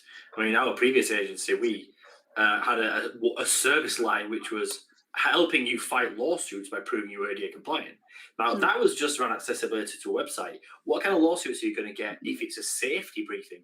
If you've got somebody who's deaf and you can't lip read because of a face covering mask. I mean, I've seen masks that are Like the clear. like plexi there, so you can lip read. Well, and you can do a face shield too. Yeah, true. Yeah. Or you can get something like Kipsu where you can communicate via text. Worst case scenario, when I lost my voice for 4 days and I was in a hotel, that would have been really helpful to me, almost as like a deaf mute person for a temporary basis. Instead, I had to text my assistant to call in my room service orders to the hotel because I couldn't speak. So I think that it really makes sense to implement things like that. Doesn't sound like it. It more sounds like you just enjoyed torturing your assistant. No, she is great. She is great. But I was at the point where I couldn't even whisper. I could make no sound whatsoever. So being in a resort environment where I would have had to walk nearly a mile to get to the front desk to even write something to them, it was literally my only other method of communication was to have somebody else contact the hotel on my behalf. So 2 points of Kat's thing. First off, how many hotels are mandated to have one Braille guide? So you have one. So you're always going to have to keep that clean if you don't have more than one. Second, a good suggestion is if you're going to do videos to explain anything, do it with the audio, obviously, for those who can't see, and then for subtitles for those who can't see but can't hear, so they can understand what's being conveyed in the videos as well. It's easy to do. The technology's out there for everything on that sense. So those are 2 aspects of including to what Kat's pointing out. There are special needs for that. There's also an exceptionally cool app that's in beta that if somebody's doing American Sign Language, the kind of the baseline American Sign Language, that if you hold a camera up and watch them, it'll literally translate the hand signals to words, which is mind-numbing. really cool. Amazing. That's really cool. That to me is Sounds a like a future brilliant. guest host. Yeah, that's just a brilliant use of the technology. I think it's awesome because I can't learn another language to save my soul. My wife speaks 5 of them, so she's my translator when I travel. And then American Sign Language, I would love to be able to know how to read or even use it. I'm just language deficient. I can't really translate past drunk talk. It's because you're American. It's because you're American. American. I'm You American. speak 3 languages. You're trilingual. 2, you're bilingual. 1, you're American. No, I'm not that bright. Because I'm not a sharp we're- brain. That's because in New Jersey, Connecticut, and New York, we speak one language. If we spoke 3 languages, we would all speak 3 languages out of necessity. Yeah. And I only wish that Esperanto or whatever it was they were going to come up with was going to work. Yeah. I'm sorry, we just you don't haven't think- got the exclusivity on this as Americans because the Brits are also terrible. It's one of the reasons why we're leaving Europe. We just can't communicate with them. No, because let's be fair, you don't even speak English. No, we speak English. You knew you were going to press that button there. I did for that one. I did. Exit the show. Yeah, Hold on. Melissa's waving a hand as well. Melissa, do you want to? Wait, before you leave, I must say this. Irregardless is now a word in the dictionary. No, come on. How you feel about it? I'm very angry. I'm very, very angry about this. Oh, I'm happy as heck. I've been using that word wrongly for years. That could be a whole show. Your wife would be very ashamed. To be fair, Lauren, you use many words wrong. Okay, you're right about that. It's very true. Okay, so Kat, if people want to know more about you and what you do for Alhoa and so forth and so on, where is it they can reach you? You can reach me, and actually right now, it's hard for me to check too many emails, so catch me at Ahoa. That's KATHIJA at Ahoa.com. Even if you write to info@Ahoa.com, ask for Kat. They'll send you the That's a pile of emails. I'm sending one now. I was like, did you catch all that spelling? I don't think so. And Lily, where is it they can find you, please? You can find us at tcrmservices.com for excellence in all things day-to-day revenue management and thinkupenterprises.com for our podcast, as well as all things revenue management, consulting, system audits, and technology RFPs. Nice. Outstanding. Well, to the 2 of you, thank you for classing up the place. Yeah, right. I'm not sure I did that so well this week. No, but you really didn't. I No. was just talking You're about. all here, Lily. If I'm honest. When you started talking about melting marshmallows and people's wings, Yeah. she's had a rock piece, Lily. Lily, we're gonna have to pray for your dog with its PSTD. Right. Or PTSD, I'm sorry. The PSTD is a different thing. I know, right? Oh, my bad. I'm not going that way. I knew what you meant. I'm so confused. Another happy time. So what were you saying, Ed, about being classy? Right? I'm not the one who said it. Everything was going great until the very last minute, I swear. Oh, the fingers are being pointed Right. now, aren't they? It was Yeah. Kat, thank you. Lily, thank you. For the Have a time. great Always- have a great 4th of July. Yeah, have a great weekend. Thanks, everybody. Stay healthy. Say hi to the executive producer for us. Oh yeah, I'm gonna deal with that right now. have a happy Saturday. Bye, everybody. Not so much, Bye. everyone. So Well, that's- so Tristan, Ben, something that's been bothering me. Why is it 3-6? But we need a beer in hand to actually describe that conversation. I think. Yeah. So scholars maintain that the original meaning of the company has been lost to the sands of time. I will lie to you, Ed, and say that it's my best ever kill to death ratio on Call of Duty. Ben's 3, I'm 6. I'm twice the Matt he is. That's all you need to know. Oh, But together we're packing 9. Together, you're slightly above average. I think you'll We're find almost- it we're nearly at 10. And we lost Lily. We're not pulling up the yoke here. The plane's burning down in traffic. Okay, so Melissa, save us, help us. So for anything else in comparison to when the survey was taken compared to current circumstances to now we face, do you feel that there's going to be any prognostication as to swing as to, do you think that people's opinions are going to change and they're just waiting for it to act on it because they've been closed down and they're still thinking the same way? Or do you think it's going to make people think their mind as to, whoa, I'm glad I didn't do what I thought I was going to do because look what happened for those who did? So here's one of the questions that we've asked, I think, on every survey is, how soon are you going to travel, or how soon are you willing to travel? Within 30 days, 0 to 3 months, blah, blah, blah, blah, blah. And those numbers within the 0 to 3 months have continued to grow in terms of likely, definitely, etc. And we saw that again on this survey, but we also saw the more than a year grow. So people that were in the 6 to 12 month category sort of migrated into the more than a year category. So I think we're starting to see what our brains are already knowing. Like, people are just more diverse now. The people who want to go are going to go now. And the people who are unsure are like, I'm waiting this out. I'm not jumping on a plane. I'm not going anywhere. I think that the people who are uncertain are more uncertain now. And the people who just don't give a crap are just going to travel. Yeah. I know that, it's interesting for the first time in our nation's history, I guess to say, that we are being excluded from our options of travel internationally. Where, there's one thing to Ed's point, going to a dangerous country is always you get the Now State we're the Department's, dangerous country. Yeah. But now we're the dangerous country, and we can't go to Europe. We can't go to Canada. We can't go to Japan, South Korea, Australia, New You Zealand. go to Mexico. Everybody can go to Mexico. Tequila kills everything, don't you know? But it's different in that sense. And do you think there's any idea of asking? Do you ask anything about how they're going to travel? Drive versus fly versus maybe now incorporating RV or camping or. And I bring this up only because it came up in the news recently.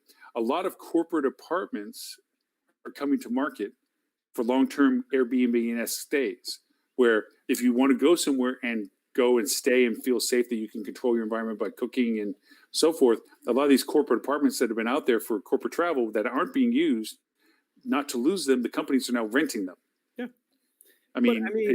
You can't, that's not a cause and effect type thing. That's them repurposing their own business model to what will work. And this is something we need to be cautious of when we see changes in behavior. Is it the consumer that thought of it, or was it the business being creative? And really, I don't think you can get an answer to that, right? In one hand, yes, a corporate apartment has attractive aspects to it, but the amount of education you would need to make that mass appeal is substantial, right? So they're just looking for pockets, just like you've done for your clients, Lauren. You're looking for the pockets of people that you can speak to, and you're dropping that message to that audience to attract them to you. Do I think that's long term? I mean, I don't think you're going to see corporate apartment companies switch to leisure travel, because usually corporate apartments are in areas that are not necessarily like strong leisure markets to begin with. And again, that's speaking to corporate markets. Like, you look at companies like Domio, who are setting up, basically apartment communities to be hotels. Those are in leisure markets. They're driven to leisure traveler. They're trying to give the best of both worlds of a vacation rental type stay with hotel type professionalism and services. I think you're going to see more of those, but not because of what's going on as far as COVID goes. It's the overbuilding of apartment communities. Right. Everywhere here, apartment communities are shooting up at breakneck speed. And there's going to be a need for a model like a Domio. Right. So, but I don't think that's a COVID related. I think that's just, enterprising business trying to find a way to make the best they can with the lemons that they were given. Yeah. And we do get some write-in. I can't remember what questions it was where it would suit this answer, but we do have a lot of people who write in, campgrounds, or I have an RV or something like that. But in my humble opinion, I don't know how much that's going to change. Like, I think if you're a camper, you're a camper. If you're not a camper, I'm not going out to stay with the bugs. I'm just not. That's not going to change COVID or not. I need it coming. Could you be a glamper? It's still bugs. There's still bugs. Not doing it. Key element bugs. Melissa, going back to the fuel survey, I always really like, and much credit goes to you guys for doing this. There's the word cloud in question 14, and I love to see the differences. And what I'm noticing here from previous surveys that we've done, there was that brief spike when lockdown was eased, or the restrictions were eased. Brief spike, and you were getting fun and different types of words. I'm not seeing a great deal this time. It's gone really back ultra safe as well. I agree. But not surprising given the rise in cases that are happening, but it's good because even the words seem to be changing a little bit now as well, because you've got like comfortable in there, which I don't recall seeing, or if it did, it didn't jump out to me last time. And work is dropping in there as well. People are now starting to think about, as we're getting towards the end of July, is the unemployment going to stop, or is it going to get extended? We don't know. So am I going to be going back to work? Is there going to be issues? So I think that word cloud is really, really good in the way that it's almost like a cross section of what people are thinking there and then on the spot. And interesting to see that we've had a brief spike in fun, and now people are getting a little bit more serious again. I agree. And again, like I said, after this survey was sent out, I just feel like, I think if we sent it out today, all of this would be different again. I could be wrong, because maybe these people taking the survey they're chronic survey takers and they're answering the same questions all the time. I don't know, but I feel like with the numbers rising, that something's going to be different on the next round. Are you guys still enticing them to conduct the surveys by the Flip 2 campaign that you were running with I think Stuart mentioned it a couple of shows ago, at the end of the campaign, at the end of the survey, they'd won a free chance to enter another competition on the back of Flip 2, and all you got to do is do the social stuff. They don't get that until they actually fill out the survey. Okay, but do you tell them about that? I think it's still on the completion page. I think. No, actually, you guys closed entries earlier this week, and you're getting ready to move into your wrap up mode. Glad you know. To close out the most successful campaign ever thrown on the Flip 2 platform. So we need to bring that up as well when Tim and Stuart are back here, because wasn't there a competition going on between? There was a little bit of. Let's be honest. The competition ended about 4 days after that conversation, because Stuart just pulled out all the stops and just berated their audiences to get them into the campaigns.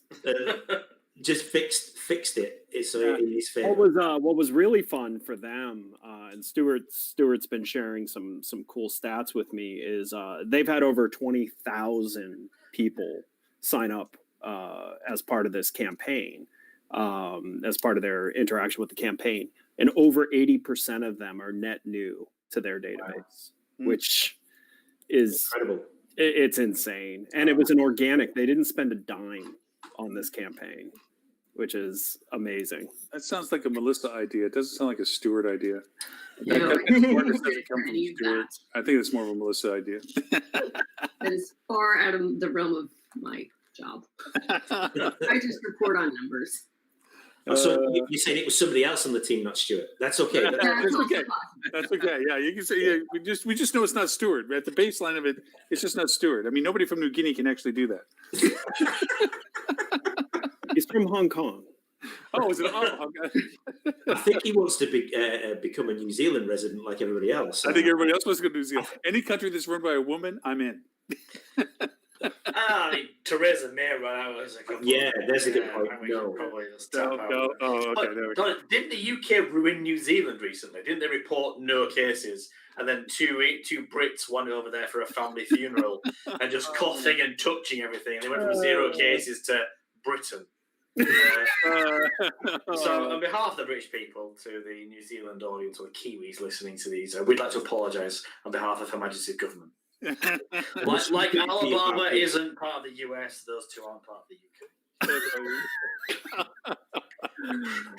This is such a high quality show today, despite all of our attempts to make it Just sabotage educational. it. Yeah, Just Well, I sabotage do want to talk about at least one other question before we run out of time, let's hear it. it. Oh, that's fine. because it's new to this round of the survey. So it is question number 12 if anybody's actually looking at the survey right now. Mhm. And so we asked how likely people are to use different types of amenities, mostly different types of water amenities, but then we also asked about the gym and a gaming arcade, the business center, and the spa. And outdoor pool was by far the most likely thing to be used. And again, remember when we're asking this question, seasonality is going to have maybe a little bit of impact on these answers. So we had 44% said that they would definitely use an outdoor pool. That didn't surprise me. What did surprise me is the differential between the outdoor pool and the indoor pool. And I would love to hear somebody else's more scientific mind than mine about why there are only 26% that would say that they would definitely use an indoor pool. Now, you're sitting with the same group of people, with the same chlorine, with the same chairs, but indoor versus outdoor No in sun. people's mind It's makes a difference. The So, sun, UV.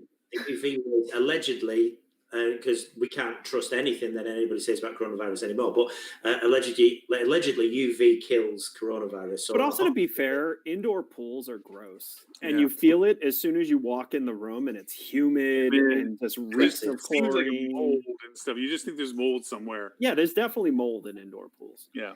But with How respect to the many respondents, people? How many do people you think said they've thought gym? about that? What's that? I think anybody. Less than 6% definitely on the gym. And about 4% of them are lying. Yeah, because Probably. when my wife asked me, did I work out when I was traveling? Oh, yes, I did. definitely 100%. Lots of hugs. Ugh. But what I also thought was interesting is so we're at 44% for an outdoor pool said definitely. 31% said definitely for a lazy river. Yeah. So now you're touching It's an a outdoor pool. tube Yeah. that has not been maybe cleaned. I don't know at this point what hotels are doing. So 31% said lazy river, but only 16% definitely on a water slide. Huh. I think the thing you've got as well is if you're going into a swimming pool in any case, you're taking your life into your own hands whether you're going You to catch certainly something or not. So, Yeah. coronavirus is just one of many things that you could potentially catch in a body of water that's had God knows how many people in it and kids and also, and I'll stop there. The biofilm. I agree. So, and speaking of kids, so this was one question since the respondents do tend to lean to an older demographic of this survey. I did specifically break this out to see the differential for households with children because I'm thinking older people are not likely to get on a water slide anyway. Right. But even with the households with children, only 24% said definitely to a water slide versus 41% to a lazy river. So I wonder what it is about a water slide that makes people think. Oh, maybe it's the fact that you can't control your head going underwater. Oh, I was thinking it was climbing up a ladder and having to hold. Oh, see, I was picturing like a staircase type water slide, not a ladder type. Yeah, unless it's the standing in line. In line, yeah. Oh, standing in line. Yeah. Standing in line, maybe. Yeah, Yeah, because the like water slide is lazy so river, you got chlorinated water going Yeah. over those tubes and stuff. So like, I think most people look at that and are like, yeah, whatever. But you're yeah, maybe. booking people. Yeah, but you're outside. I call it. I think I'm going to go with the wedgie principle. You know, deep down, people don't like getting a wedgie. Mhm. I'm just picking something out of that. Now, I would like to make it clear for anyone watching this, we are now wading into water activities. You should not enforce face masks in the pool. That's actually been outlawed by most nations. Waterboarding is illegal. It is a form of torture. Did you read about the pool incident at the Hampton Inn? I'm sorry, I can't remember what state it was in, where an employee called the police. Oh yeah, that's one of our rut rows. Yeah. That's just idiocy. That's that's just stupidity, idiocy, and ignorance. It's Yeah. I didn't And hear the- this one. Go on. For the the employee said, you know, what did I do wrong? She really didn't understand what she did wrong. And I think that when you read deeper into the article, you know, she says, I saw two children swimming unsupervised. And that is what alerted me. If you can imagine that there were other African American people in that pool, hundreds of them over the time period that she may have worked at that Hampton Inn, that didn't get the cops called.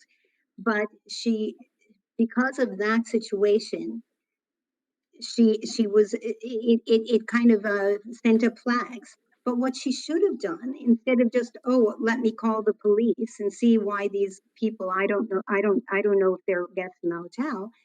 She should have gone up to the kids and said, hey kids, are you enjoying the pool? How's everything? I'm Adele. I'm I'm the manager here. Or hey, where's your mom? Kids are not allowed to swim in the pool without adult supervision. And they would have said, oh, that's your mom over there. And then engaged with her in a normal way. Hi, what's your name? And then she would see, don't ask her what her room number is. And she would see, yeah, that's a guest in our hotel, and everything would have been completely different. normal. And so I don't think that this was a person that was necessarily calling the police every time she saw a Black person in the pool. That doesn't make that's just not logical.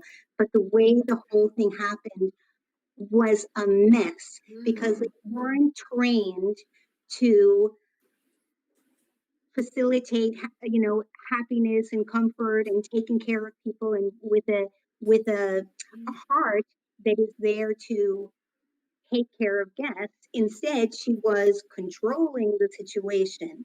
And whenever you put your employees in a situation where they think their job is guard the company, control the situation, instead of empowering good things to happen, things go wrong. Yeah, I mean, I agree. The answer should have been go to the kids, ask them where their adult is, and remedy the situation that way. In a nice, gracious way. Right. Because that's where your heart should be living. Yep. You're really smart, Adele. You're really smart. It's true. But I mean, that's what Adele's been so successful at, is that you humanize the relationship. And I mean, let's also be honest too. Why the heck would you call police Exactly. anyways? I was just Because gonna say. the police shouldn't be called to handle kids like that. Well, it kind of goes to, this must be the same family of the two people that stood outside their house with their finger on the trigger of the gun, pointing at innocent people. who are part of legal ethics committees, I think, in their state or in their Yes. Not like they should know better, right? Now, that was mad. That is honestly the kind of sensational reporting that we, and I speak for the rest of the world here, see on the news and think, God, I'm glad I've got a red passport. It's like just marching past someone's house and a guy comes out like Rambo. Yeah, like a 90-year-old Rambo. Yep. And his wife carrying a handgun, just pointing it around willy-nilly at people. You know what it reminded me of? It reminded me of the couple in Ozark that grow poppies on their farm. Yeah. And it's okay, mate. They can't leave their country right now. We're safe for a while. For now. Just for a few weeks. And you know months, who we're sending okay. over as soon as that door opens? We're going to send some friends over. Yeah. I Say hello to my little friend. I do think that the case that you were talking about there, Adele, I think there's one huge thing that seems to be lacking in a lot of this, and it's a big, healthy dose of common sense. Right.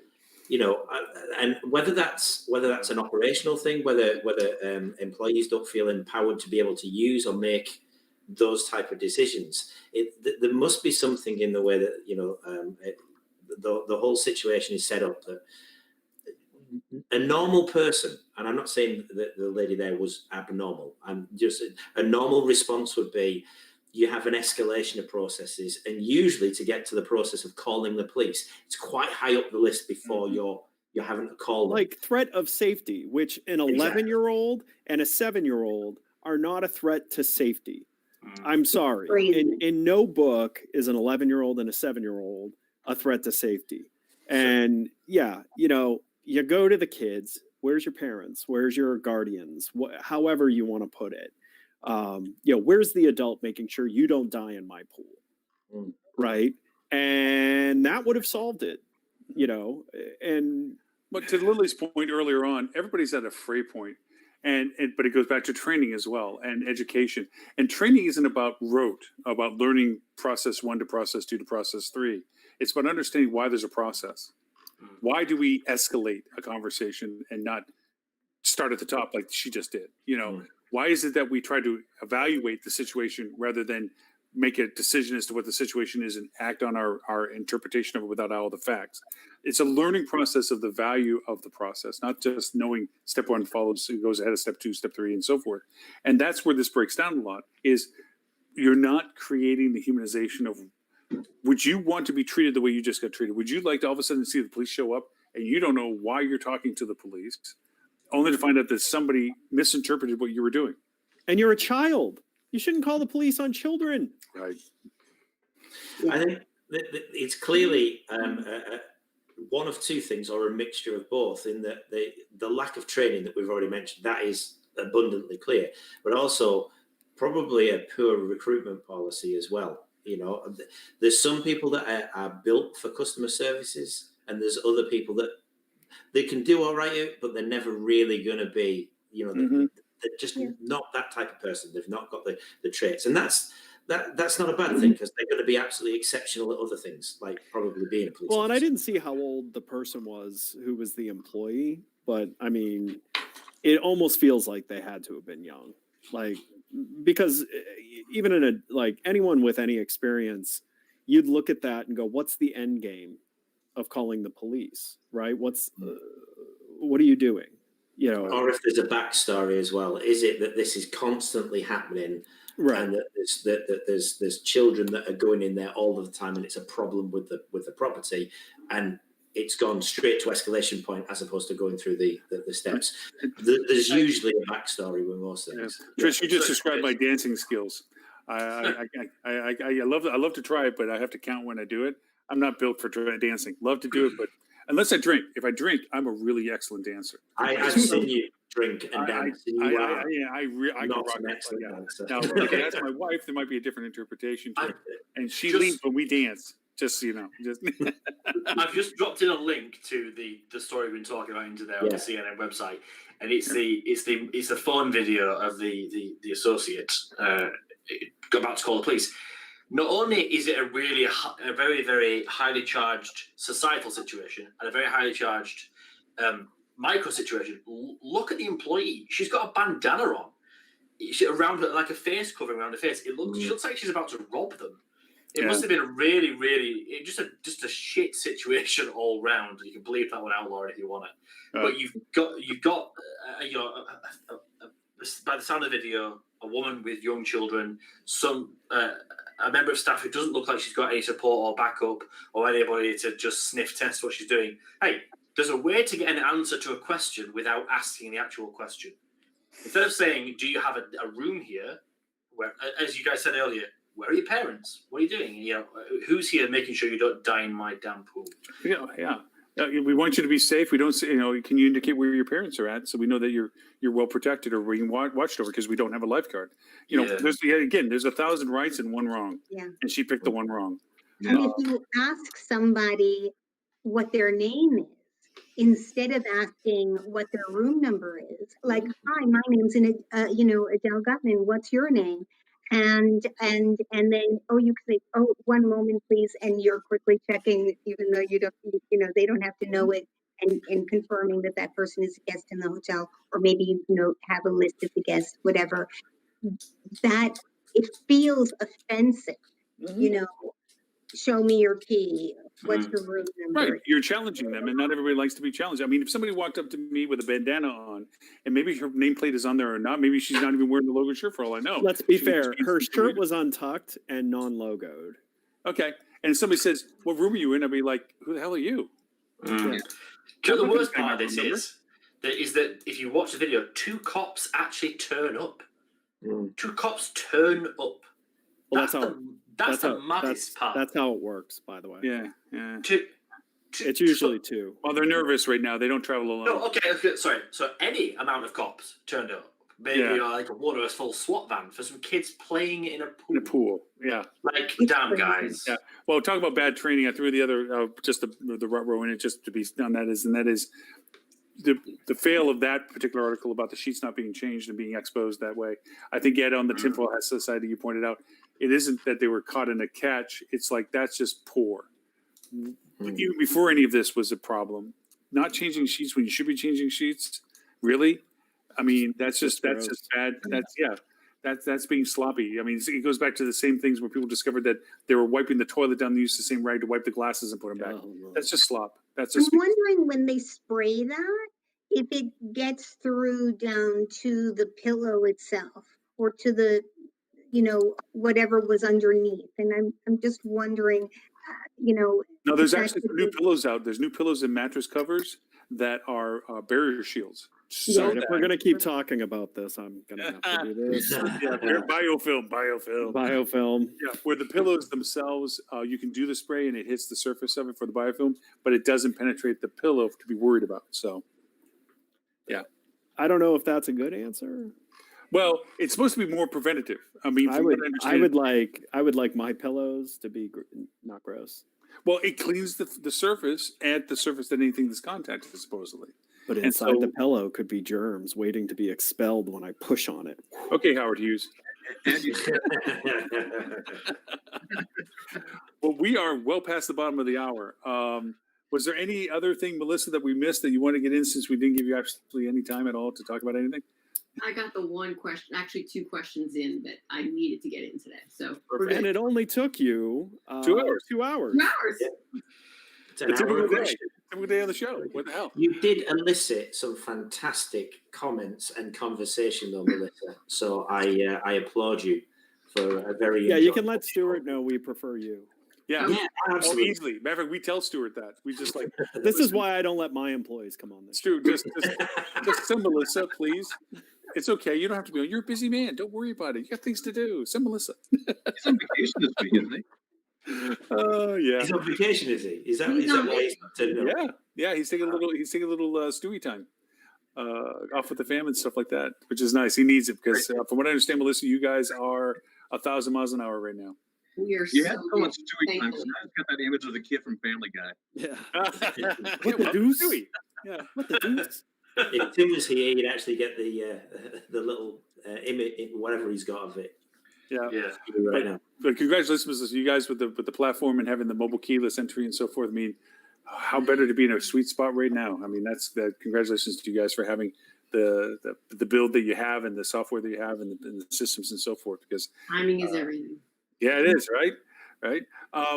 So with that said, I guess we'll start with Adele. Adele, if people want to know more about you and how to contact you and so forth and everything you do, where can they find you? Link in with me. It's /Hotel Adele, or look by my name, Adele Gutman Milne. And, or you can send me an email if you want to ask me anything regarding reputation and guest experience, Adele@aspirereputation.com. We're going to remind Kat that you got to get on there for a webinar with them, because I think you would be freaking awesome to go over and tell them what they need to be focusing on. But yeah, definitely, because she's always looking for more web content. So definitely got to talk to her about it. I will reach out to her. Yeah, please do. Mr. Dean, the new creative genius to MetaSearch, the guru of all things MetaSearch. Where is it that people can find you, and what is it you're doing and all that cool stuff? Great. So the quickest and easiest way to find me would be on LinkedIn. Of course, just look me up on LinkedIn under Dean Schmidt. Soon to be released to the websites at metasearchmarketing.com and basecampmeta.com. So pay attention and watch for those in the near future. Outstanding. Trista, I know you're playing second fiddle to the 3. You're the 6, but, understand.